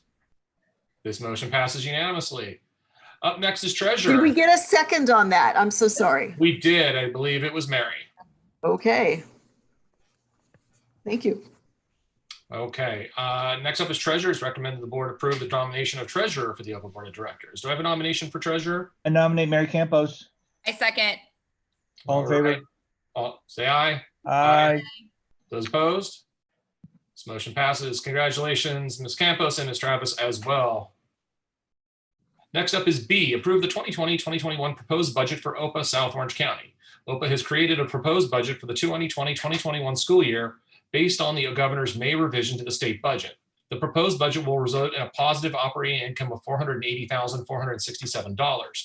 Proposed cuts were made in the several areas, including operations, facilities, programs, outside consultants and vendors, and materials and supplies. A step freeze to the salary schedule for 2020 and 2021 is also reflected in the budget. It is recommended the board approve action item B. Do I have a motion? I motion to approve action item B. Do I have a second? I second. Okay, any discussion by the board on this item? So for this one, I just want to clarify it's a freeze and there's no pay cuts, correct? Yes, this would just be a freeze in the COLA step increase. So columns, teachers and staff members would still be able to get their column increase. It would just be a freeze in the step increase. Okay, Okay. thank you. Any other questions, comments from the board? And just to confirm, so this is a step freeze. So if I got my PhD, I would still be eligible, right? Because that costs me money to get that. Yeah. Yeah, so if you got a PhD or a master's or just cleared your teaching credential, you would still get that column move. Okay.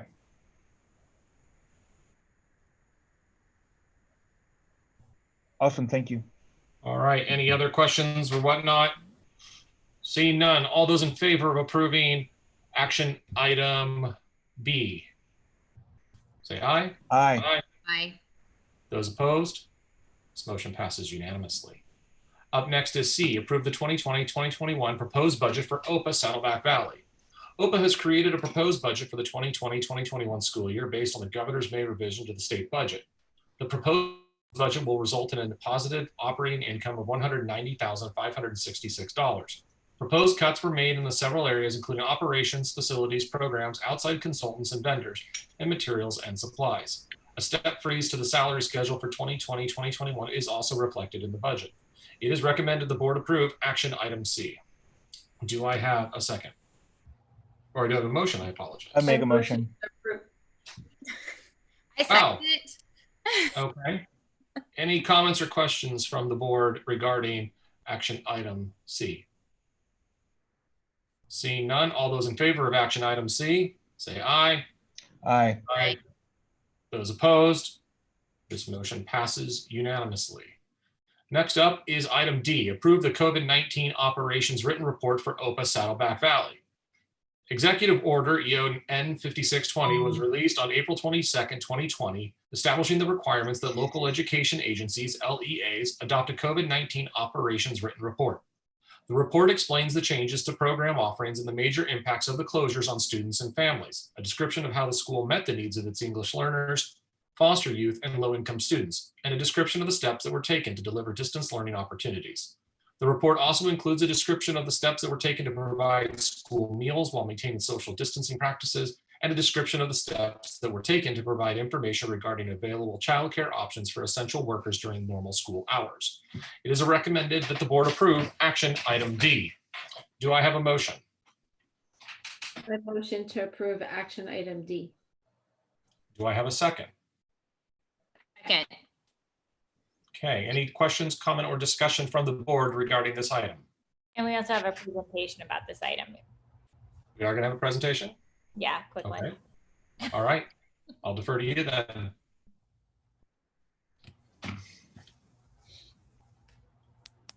Just so you know what it is. Much appreciated. Okay, so as was stated in the board item, we do need to get our COVID-19 operations report approved by the board. So basically, this is part of the LCAP process that was amended based on Executive Order N 5620. So by June 30th, we have to, the board has to approve this report, also the budget, which you guys just did. Then right now, there's sort of a toss-up between whether we will have to submit an adopted LCAP for the 2020-21 school year on December 15th, or a learning continuity and attendance plan by September 30th. So that will be part of the legislation that the governor is probably signing tomorrow or early next week. And then we'll have to submit a new LCAP for 2021 to 2023 on June 30th of next year. So it just sort of amended the LCAP process. So our written report basically goes through the different areas that were just explained in the board item. So some of our changes to our program offerings are that we really tried to plan and prepare for our switch to remote learning, get Zoom sessions scheduled. We made sure all students had technology. All of our special education students were provided all of their services, and that we provided supports for any struggling students. We also met the needs of our ELs and low income students. All of our English learners continued to receive designated and integrated ELD. We provided one-on-one support and tutoring sessions. Again, we made Chromebooks available to all students, and we also allowed students to exchange any broken Chromebooks at any time. We provided information and resources for free internet to families, and our EL TOSA and our administration reached out to all families that didn't log in the first week of remote learning to ensure that they had access to tech and that they knew how to access the instruction.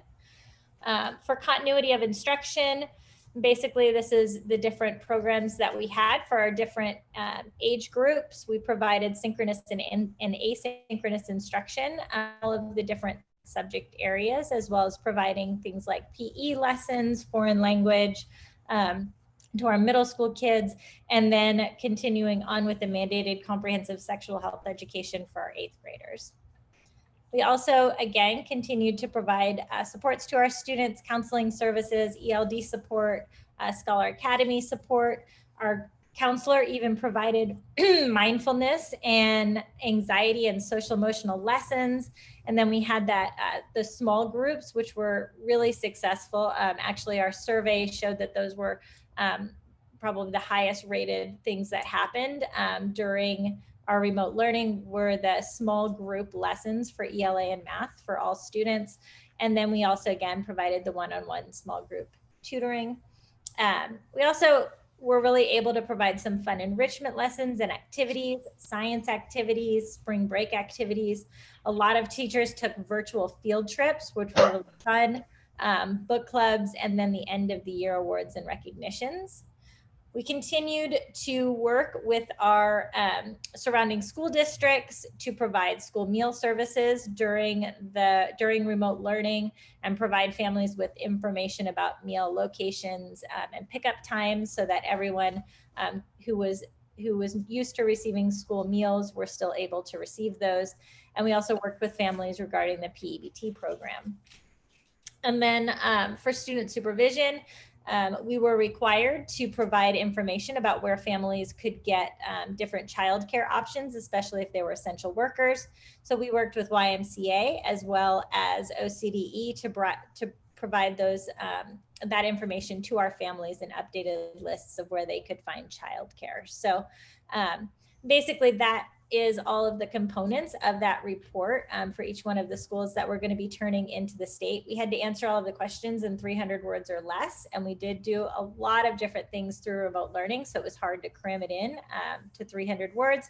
But I think it really outlines the quality of the program and the instruction that we provided to all of our students during remote learning.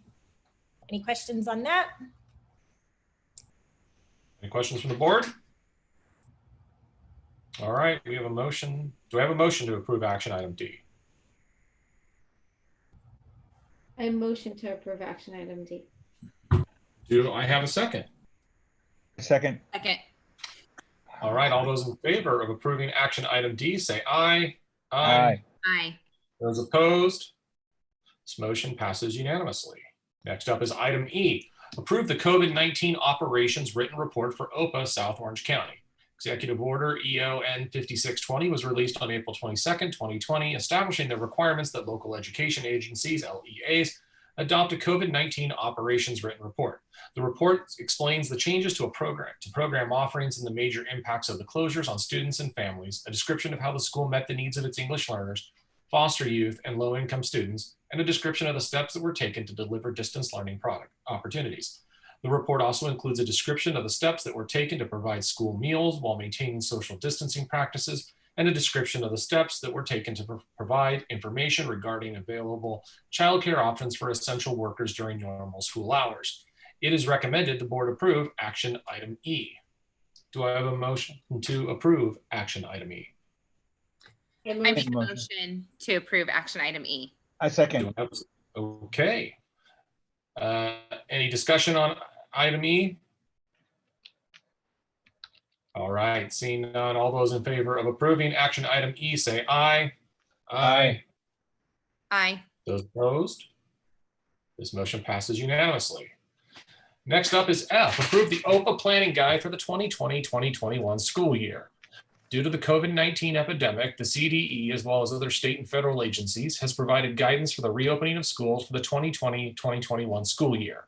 OPA staff has taken this guidance along with input from stakeholders and created a planning guide for reopening our 2 school campuses. The planning guide provides options for full return to campus, hybrid instructional models, and remote learning. The plan has guidelines for all operational areas, including instruction, health and safety, social and emotional support, technology and access, family and community, operations and facilities, and budget and human resources. This planning guide will be used to ensure that all decisions regarding school reopening follow OPA's guiding principles for student success. It is recommended the board approve action item F. Dr. Kernan, are you presenting on this as well? I am, and we also have a few public comments on this agenda item.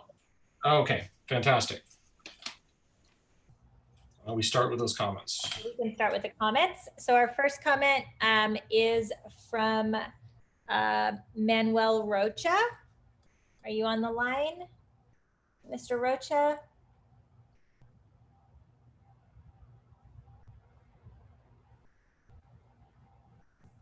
Mr. Rocha, if you want to unmute yourself.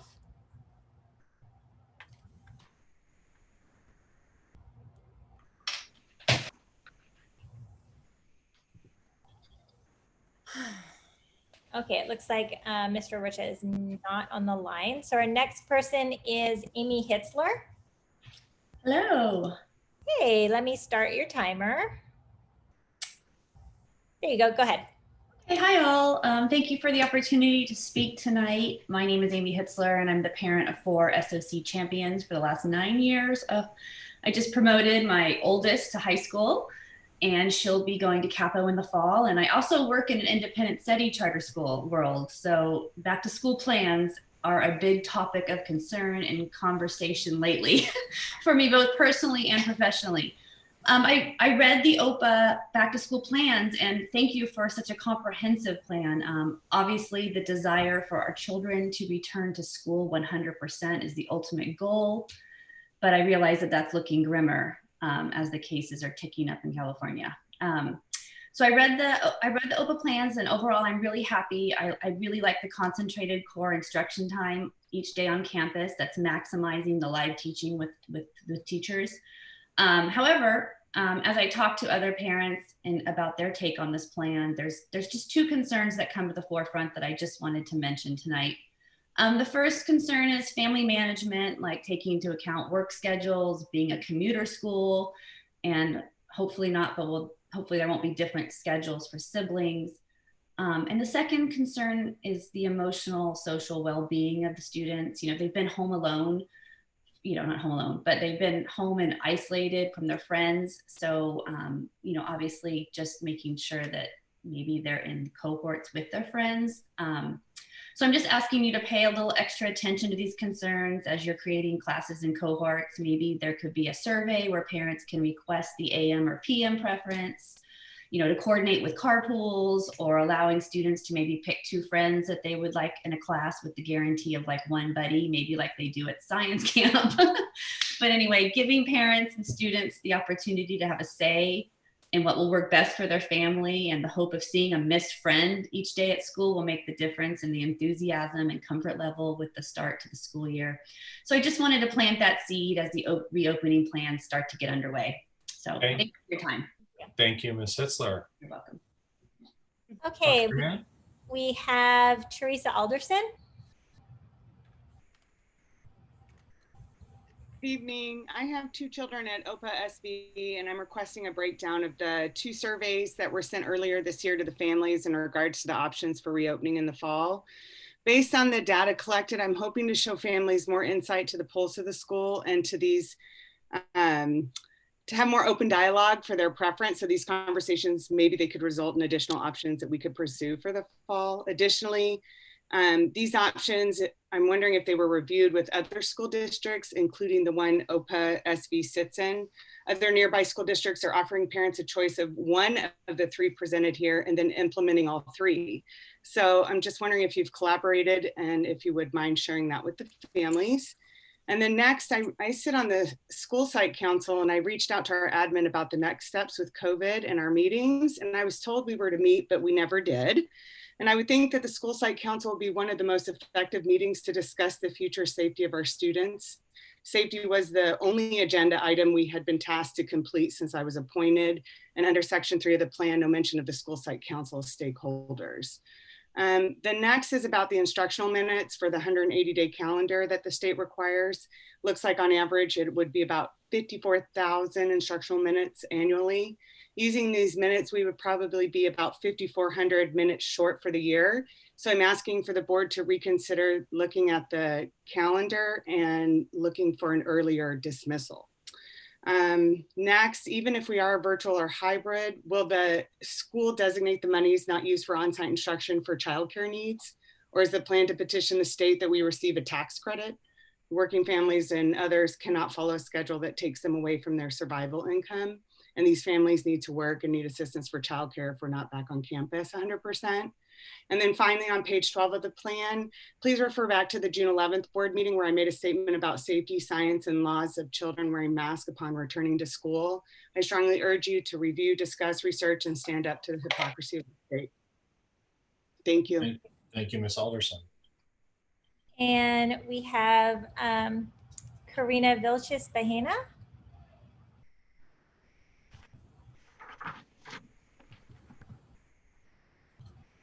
Ms. Bahena, are you on?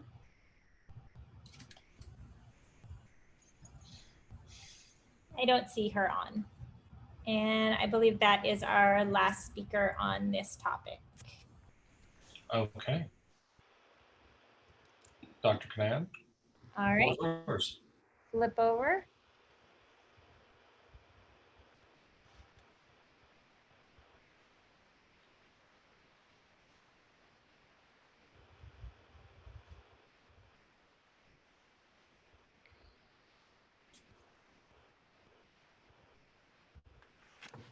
Okay, so we created the school reopening plans with input from our staff as well as input from the surveys. And we worked with our surrounding charter schools as well as surrounding districts, and taking into consideration guidance from our healthcare agency as well as the California Department of Education and the Orange County Department of Education. And we created some plans for reopening schools in August. Definitely our main priority is the health and safety of our staff and students. But we do also want to ensure the educational continuity and rigorous standards-based instruction for our students. And so trying to take all of those different things into account, we wanted to try to come up with the best possible plan that was within our ability based on both the guidance from the different healthcare departments, as well as still remaining in compliance with our charter as well as California Education Code. So reopening really is going to depend on a lot of health factors, different guidelines. This reopening plan was created with the most current assumptions and information that we have, but we all know that those that information changes almost on a daily basis. And so even though we are looking at these different options right now, those could be modified, or definitely different options will still be looked at as we continue to wait for word from the governor with the new legislation that's coming out on a couple of different ed code issues, as well as just more information from the health department. So, but this plan does include all of the guidelines from the CDC's activities and initiatives supporting COVID-19 response, as well as the CDE Stronger Together guidebook for safely reopening California's public schools. So we really looked at making sure that we were meeting several principles in kind of looking at all different aspects of the plan. So first and foremost, making sure that students are safe and healthy. Also ensuring continuity of instruction and learning. Providing engaging high quality learning experiences for our students. We know that students are going to be at home learning remotely. So we still want to make sure that all of our students are really engaged and that they're receiving instruction at the same high level of quality and rigor as they would be if we weren't in this situation. Also ensuring equity and access for all students. So making sure that all of our students, regardless of their socioeconomic status, have access to technology, curriculum, and support services. Ensuring that all of our students also have access to school-based mental health resources, so that if they are struggling or having any type of mental health issues, that we can step in and provide them with any necessary supports. Communicating regularly with all stakeholders and maintaining transparency. And then with all of the different budget impacts, maintaining fiscal solvency and ensuring that we are effectively and efficiently using school funds. And then being flexible and adaptable, because new information comes out all the time, and we want to make sure that we are flexible enough to react to any new guidelines or any new information that comes out. So at this board meeting, I'm presenting the reopening plan. On June 29th, we're going to send out another stakeholder survey regarding childcare technology resources, nutrition services needs, all the different needs of our families, so that we can really look at making sure that we are trying to meet all of those needs for our families in the most effective way possible, while still assuring that we are meeting the health and safety guidelines that are set out by the state. On July 23rd, which is our next board meeting, we should have more updated information from the state. Also, the governor should have definitely by then passed or signed the budget, as well as the legislation regarding some of the different aspects of school reopening for next year. And so we should be able to more accurately announce the specific schedule for next year's, or the different scheduling options for the next school year. And then again, our first day of school will still remain August 19th. And we are going to, for kind of continuity for our students, we're going to have our students return for that first kind of half week of school to their current 1920 classes, so that they can see their friends, see their teachers, so that their teachers can kind of say goodbye and wrap things up and have some closure. And then their teachers can introduce them to their new teachers, and they can have a little bit more support moving from this school year into the next school year. So the options that we are looking at are coming back on campus 100%, students returning again to their classes from last year for that first week. We would still follow all of the guidance, all of the health and safety guidelines. They basically, students then starting in the second week of school would participate in all of their classes on campus as normal. So only students that were actually part of the IS program would be receiving remote instruction. The rest of the students would receive on-campus instruction.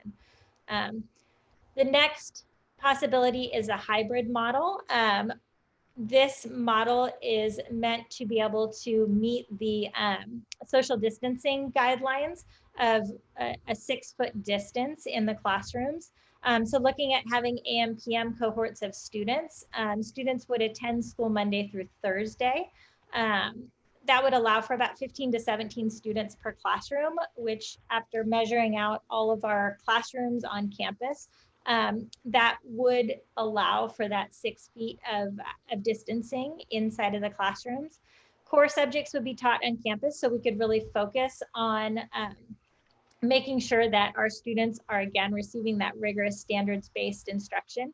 But we do still want to be able to provide all of those extra programs that make OPA special. So still providing world language, music, PE, and then independent practice, and those would be done virtually. And then, like I said earlier, as part of our surveys, one of the biggest pieces of feedback that we did get was the effectiveness of the small group support and enrichment sessions that the teachers were providing to students. And so we wanted to really be able to build those into the schedule, as well as still provide teachers with time to be able to collaborate and look at data and still have that collaboration time that they normally do now with their Friday half days. So that's where we built in that time on Fridays. So Fridays would be for that virtual small group support. As far as the AM/PM schedule, looking at the scheduling, we are looking at working with different organizations to be able to provide options for parents that want their students to remain on campus all day. So we do have the YMCA, and we're going to offer them more space on campus so that they can provide those options. But we're also looking at other options that might be for just that 3-hour block of time where students who aren't able to, or parents, working parents who need that extra childcare support would be able to have their students on campus, not in a classroom, but more outside doing different enrichment activities, sports, things like that, with social distancing And that was sort of a model that we also got looking at some of our surrounding districts models where they're doing a similar thing with having students in the classroom for part of the day, and then providing opportunities for them to be sort of out in different areas of the campus doing different activities in that other time. But parents do still have the opportunity to just have their kids on campus for that 3 hours and then take them home. And then the 100% remote learning, similar to what we were doing through our current remote learning, but with extra time for core classes. So students would have more time, more Zoom time per week with their teachers in classes, so that they were getting more direct instruction and less time set aside for independent practice. So we just wanted to kind of increase, if we are going to that model, increase the amount of actual instruction that students are getting. But for both the 50% and 100% model, again, world language, PE, music, we want to still incorporate those things, but just having them done virtually. So we looked at a lot of different areas when creating the plan: instruction, health and safety, family and community, operations and facilities, our budget, technology and access, and then social emotional supports. So in looking at instruction, again, we want to make sure that our students are still really receiving that rigorous standards-based instruction that, that they are used to getting at OPA. We want to maintain our high level of academic achievement. So for all of these models, really looking at making sure that we're providing the most direct instruction as possible in those core academic areas. Also, again, providing a lot of interventions and supports, looking at those small groups, as well as providing even one-on-one supports for students who are struggling, providing counseling, providing instructional aid support to our students that need it. And then, like I talked about earlier, a lot of diagnostic and formative assessments to really see exactly where our students are, so that the teachers can be very strategic in meeting our students' needs and making sure that no students are falling behind. Looking at, and I already talked about our curriculum and resources, but looking at the effectiveness of our curriculum, and then also making sure that we're continuing to provide those enrichment and expanded learning opportunities. So making sure that our students are still getting all of the extra things that really get them engaged in learning. Even if we are partially or fully remote, making sure that kids are still able to participate in clubs or participate in different activities where they can be social with other kids, even if it is just through Zoom, but continuing all of those other activities that really help. Hold on, I'm going to mute a few people. But making sure to continue those activities that really help some of our students continue to engage, even though they're at home. Right. So health and safety, social distancing and safe hygiene, making sure that we're really cleaning and sanitizing as much as possible. The AM/PM one, another reason that we looked at that is because students, we don't want them out during unstructured times as much as possible on campus. So having the AM/PM schedule limits the amount of recess time, the amount of time that they're out on the playground, where it's much harder to keep them social distance. And also, if you try to keep a first grader in a classroom for 6 straight hours, they're probably going to lose a lot of engagement by the end of the day. So I'm squirming in my chair right now. I know. So that's, and Raymond's somewhat older than the first or second grader. Thank you. So Thank you for that. Thank you for being delicate, Amy. I was trying. So having the, some schools went to a Monday, Wednesday, Tuesday, Thursday schedule, mostly for middle and high school, but looking at that schedule for our younger kids, that was going to be a really tough schedule to keep them in a classroom for that long of a period of time each day. And then making sure that we have enough personal protective equipment and supplies for staff and for anyone who needs it on campus. And then providing a lot of staff training as far as the social distancing and the different health and safety guidelines, and making sure that we're doing health checks of students and staff every day. Technology and access, I've already talked about that. Technology devices, making sure that all students have access, but also looking at our cybersecurity and making sure that we have really good technology support. Social emotional supports I've gone over, but including also counseling services, virtually or in person, the new cell curriculum, as well as ensuring that we are still abiding by the suicide prevention mandates in Ed Code. And then family and communication, providing a lot of childcare options, asking for stakeholder input, and providing frequent and timely communication. We'll also be working in the scheduling. I've been working with our chancellors, and we are going to make sure that siblings are scheduled together in the same block, if that is the model that we ultimately go with. We don't want families having to drive back and forth to drop off different kids. So, so making sure that when we're scheduling, we're taking those needs into consideration so that families, their kids can stay together.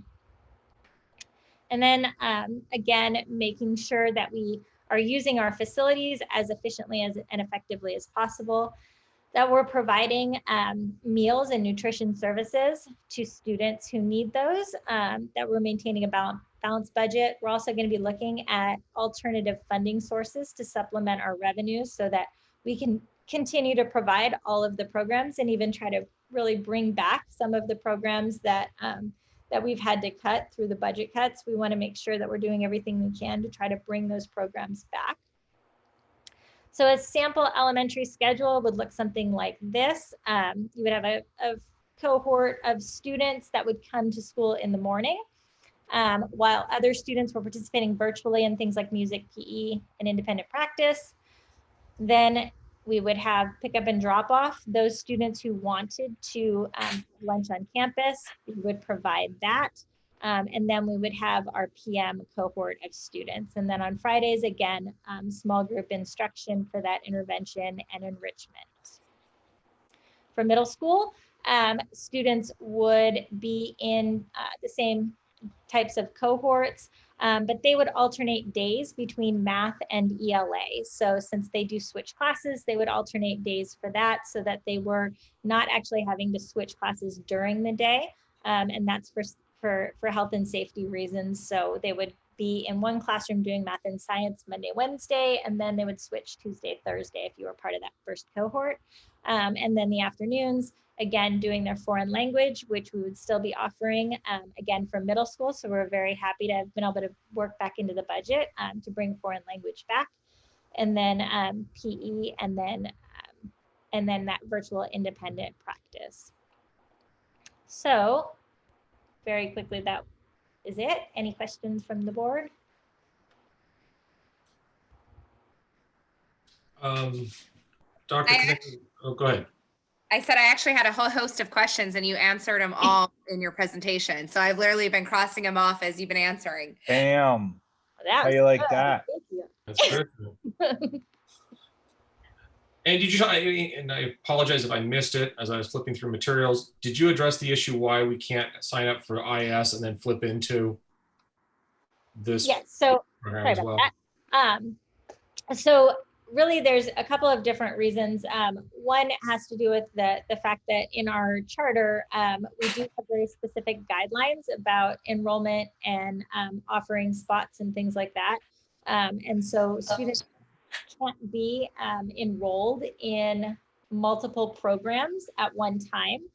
That's also in Ed Code as well. A student can't be enrolled in 2 different schools or 2 different programs at one time. So if we were to allow students to enroll in the IS program as well as keep their seat-based seats, we would be in violation of our charter.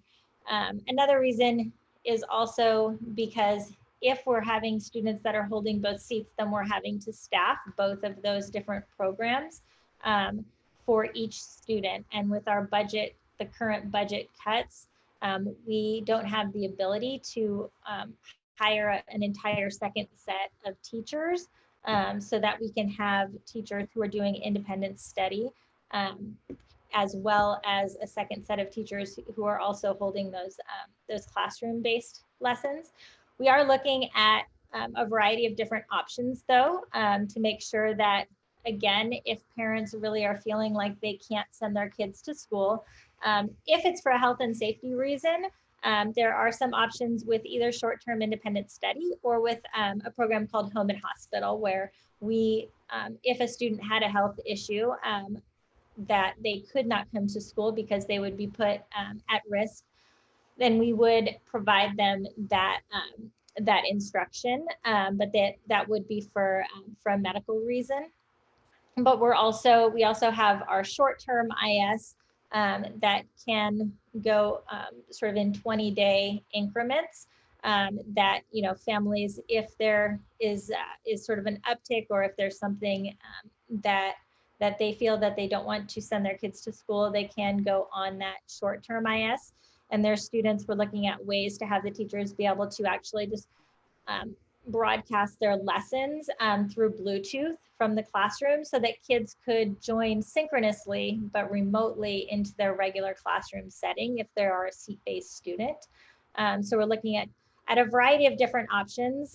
So although not all of those options are here in the plan, part of that is because we need to sort of make sure that some of these options are we're able to do, and that's gonna, some of it is gonna have to wait on the governor signing the legislation and the budget. But we, you know, again, we want to make sure that we're meeting everyone's needs as much as possible, but also being able to do that within our budget constraints, and making sure that we can still offer all the programs that we want to offer for our students to be able to take advantage of. I had something else that I wanted to say, but I can't remember. So if someone has questions about what's the right option, or how, you know, they need more information, who should they call, Amy or Dr. Tran? They can call or they can email me, and I can either answer them, or I can refer them to the chancellors also have a lot of that information. And if it's more of just sort of an enrollment or an enrollment question, Liz and Aurelia, our amazing registrars, and Hadley, our office manager over at SV, have been fielding a lot of questions as well. So there's a lot of different people that can help out with any of those questions. Thank you very much. I did have a question or a point of clarification for you. The IS program has dedicated teachers that will be supporting that, correct? Yes, so that is a separate program. So that's why it would be a separate enrollment. So you would be assigned to a separate IS teacher. And those teachers will be holding the same types of Zoom lessons. So students will still have that interaction, but that would be with a separate group of kids in a separate, in that separate program. And then one other thing is, I noticed in the plan, it said that you would have a 1 week, you'll be able to change from your models within 1 week if an outbreak were to occur, or if there was a change that happens. What happens with an outbreak? Like, what are the steps that you have in place for the outbreak? So it kind of depends on what that looks like. So within the plan, we have different models that are sort of that are addressed. So if we did have a student who was showing symptoms, not necessarily a confirmed case, but a student that was showing symptoms, we would isolate that student and have them have their parents pick them up immediately. Then we would notify the health department. There are some confidentiality things that go along with that, but we would notify them that we did have a possible case, and then we would work with them on next steps, whether that student was to test positive or not. Same thing with a staff member. If that staff member or student was to test positive, then we would work with the county health officials to determine whether that was just a, kind of a thorough cleaning of any place. If that student hadn't really come in contact with anyone, maybe they had something right as they were walking into the classroom but hadn't come in contact with anyone. Or we would work with them to determine whether that meant that we would shut the school down for the 14 days or send home those students or any staff members that came in contact with that student for the recommended 14-day quarantine period. If there was to be an uptick in Orange County, and the Orange County Healthcare Agency was to say that schools, that Orange County schools or South Orange County schools should shut down, then that's also when we would put our plan in place to make sure. We really would rather have it so that we can completely switch over just over a weekend. If that was to happen just on a Friday or something like that, then we should be able to be up and running with remote learning by that following Monday.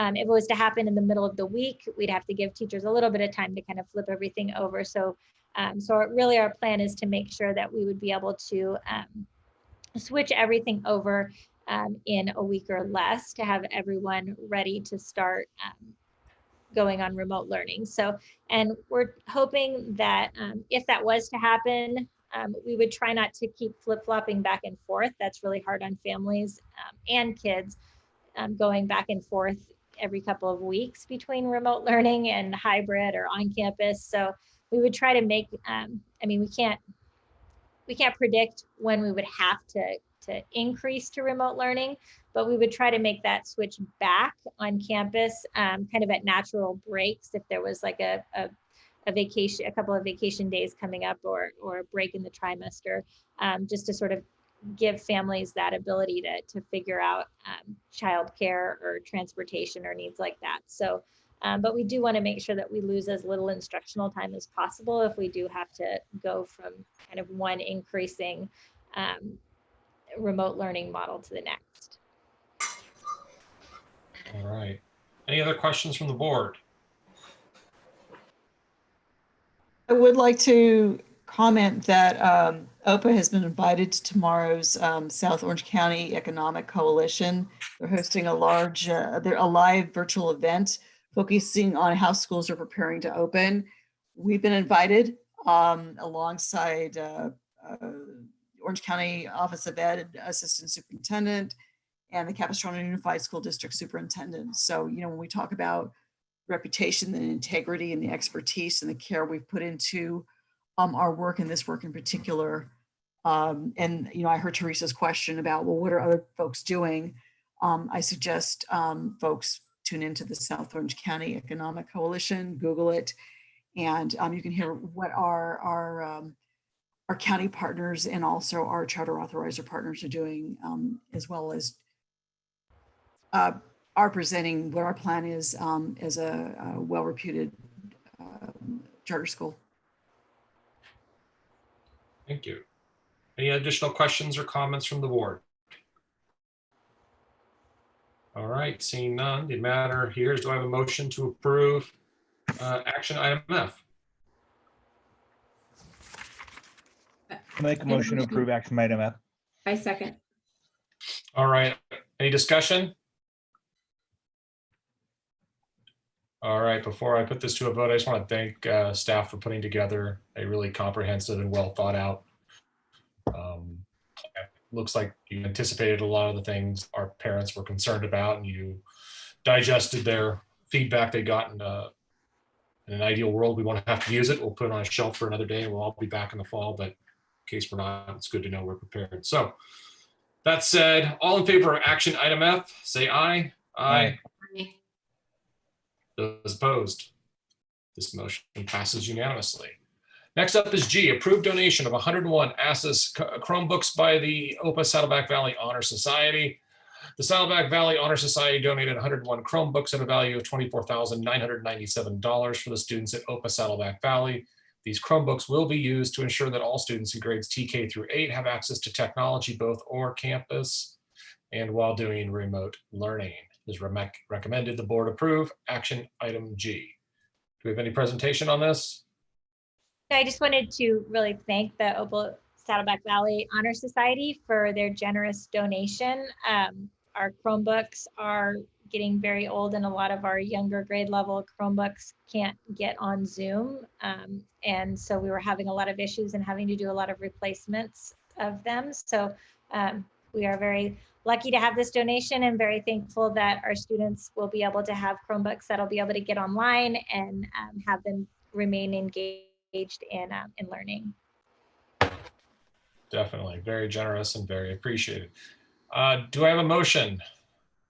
I make a motion. Do I have a second? Second. Any questions, comments from the board? All right, seeing none, all those in favor of approving action agenda item G? Say aye. Say aye. Aye. Aye. And those opposed? This motion passes unanimously. Next up is H, approved resolution 2019-2020-07 regarding the education protection account. The Education Protection Account, EPA, provides local educational agencies, LEAs, with general purpose state aid funding pursuant to Section 36 of Article 13 of the California Constitution. The EPA funding is a component of an LEA's total LCFF entitlement as calculated in the principal apportionment. It is recommended the board approve action agenda item H. Somebody like to explain what that whole alphabet soup means? This is the last time I'm talking tonight, but so this is money that we get from the state. We utilize this money to pay for some of our teacher salaries. And so we get about $138,000 for SV this year and $173,000 for SOC.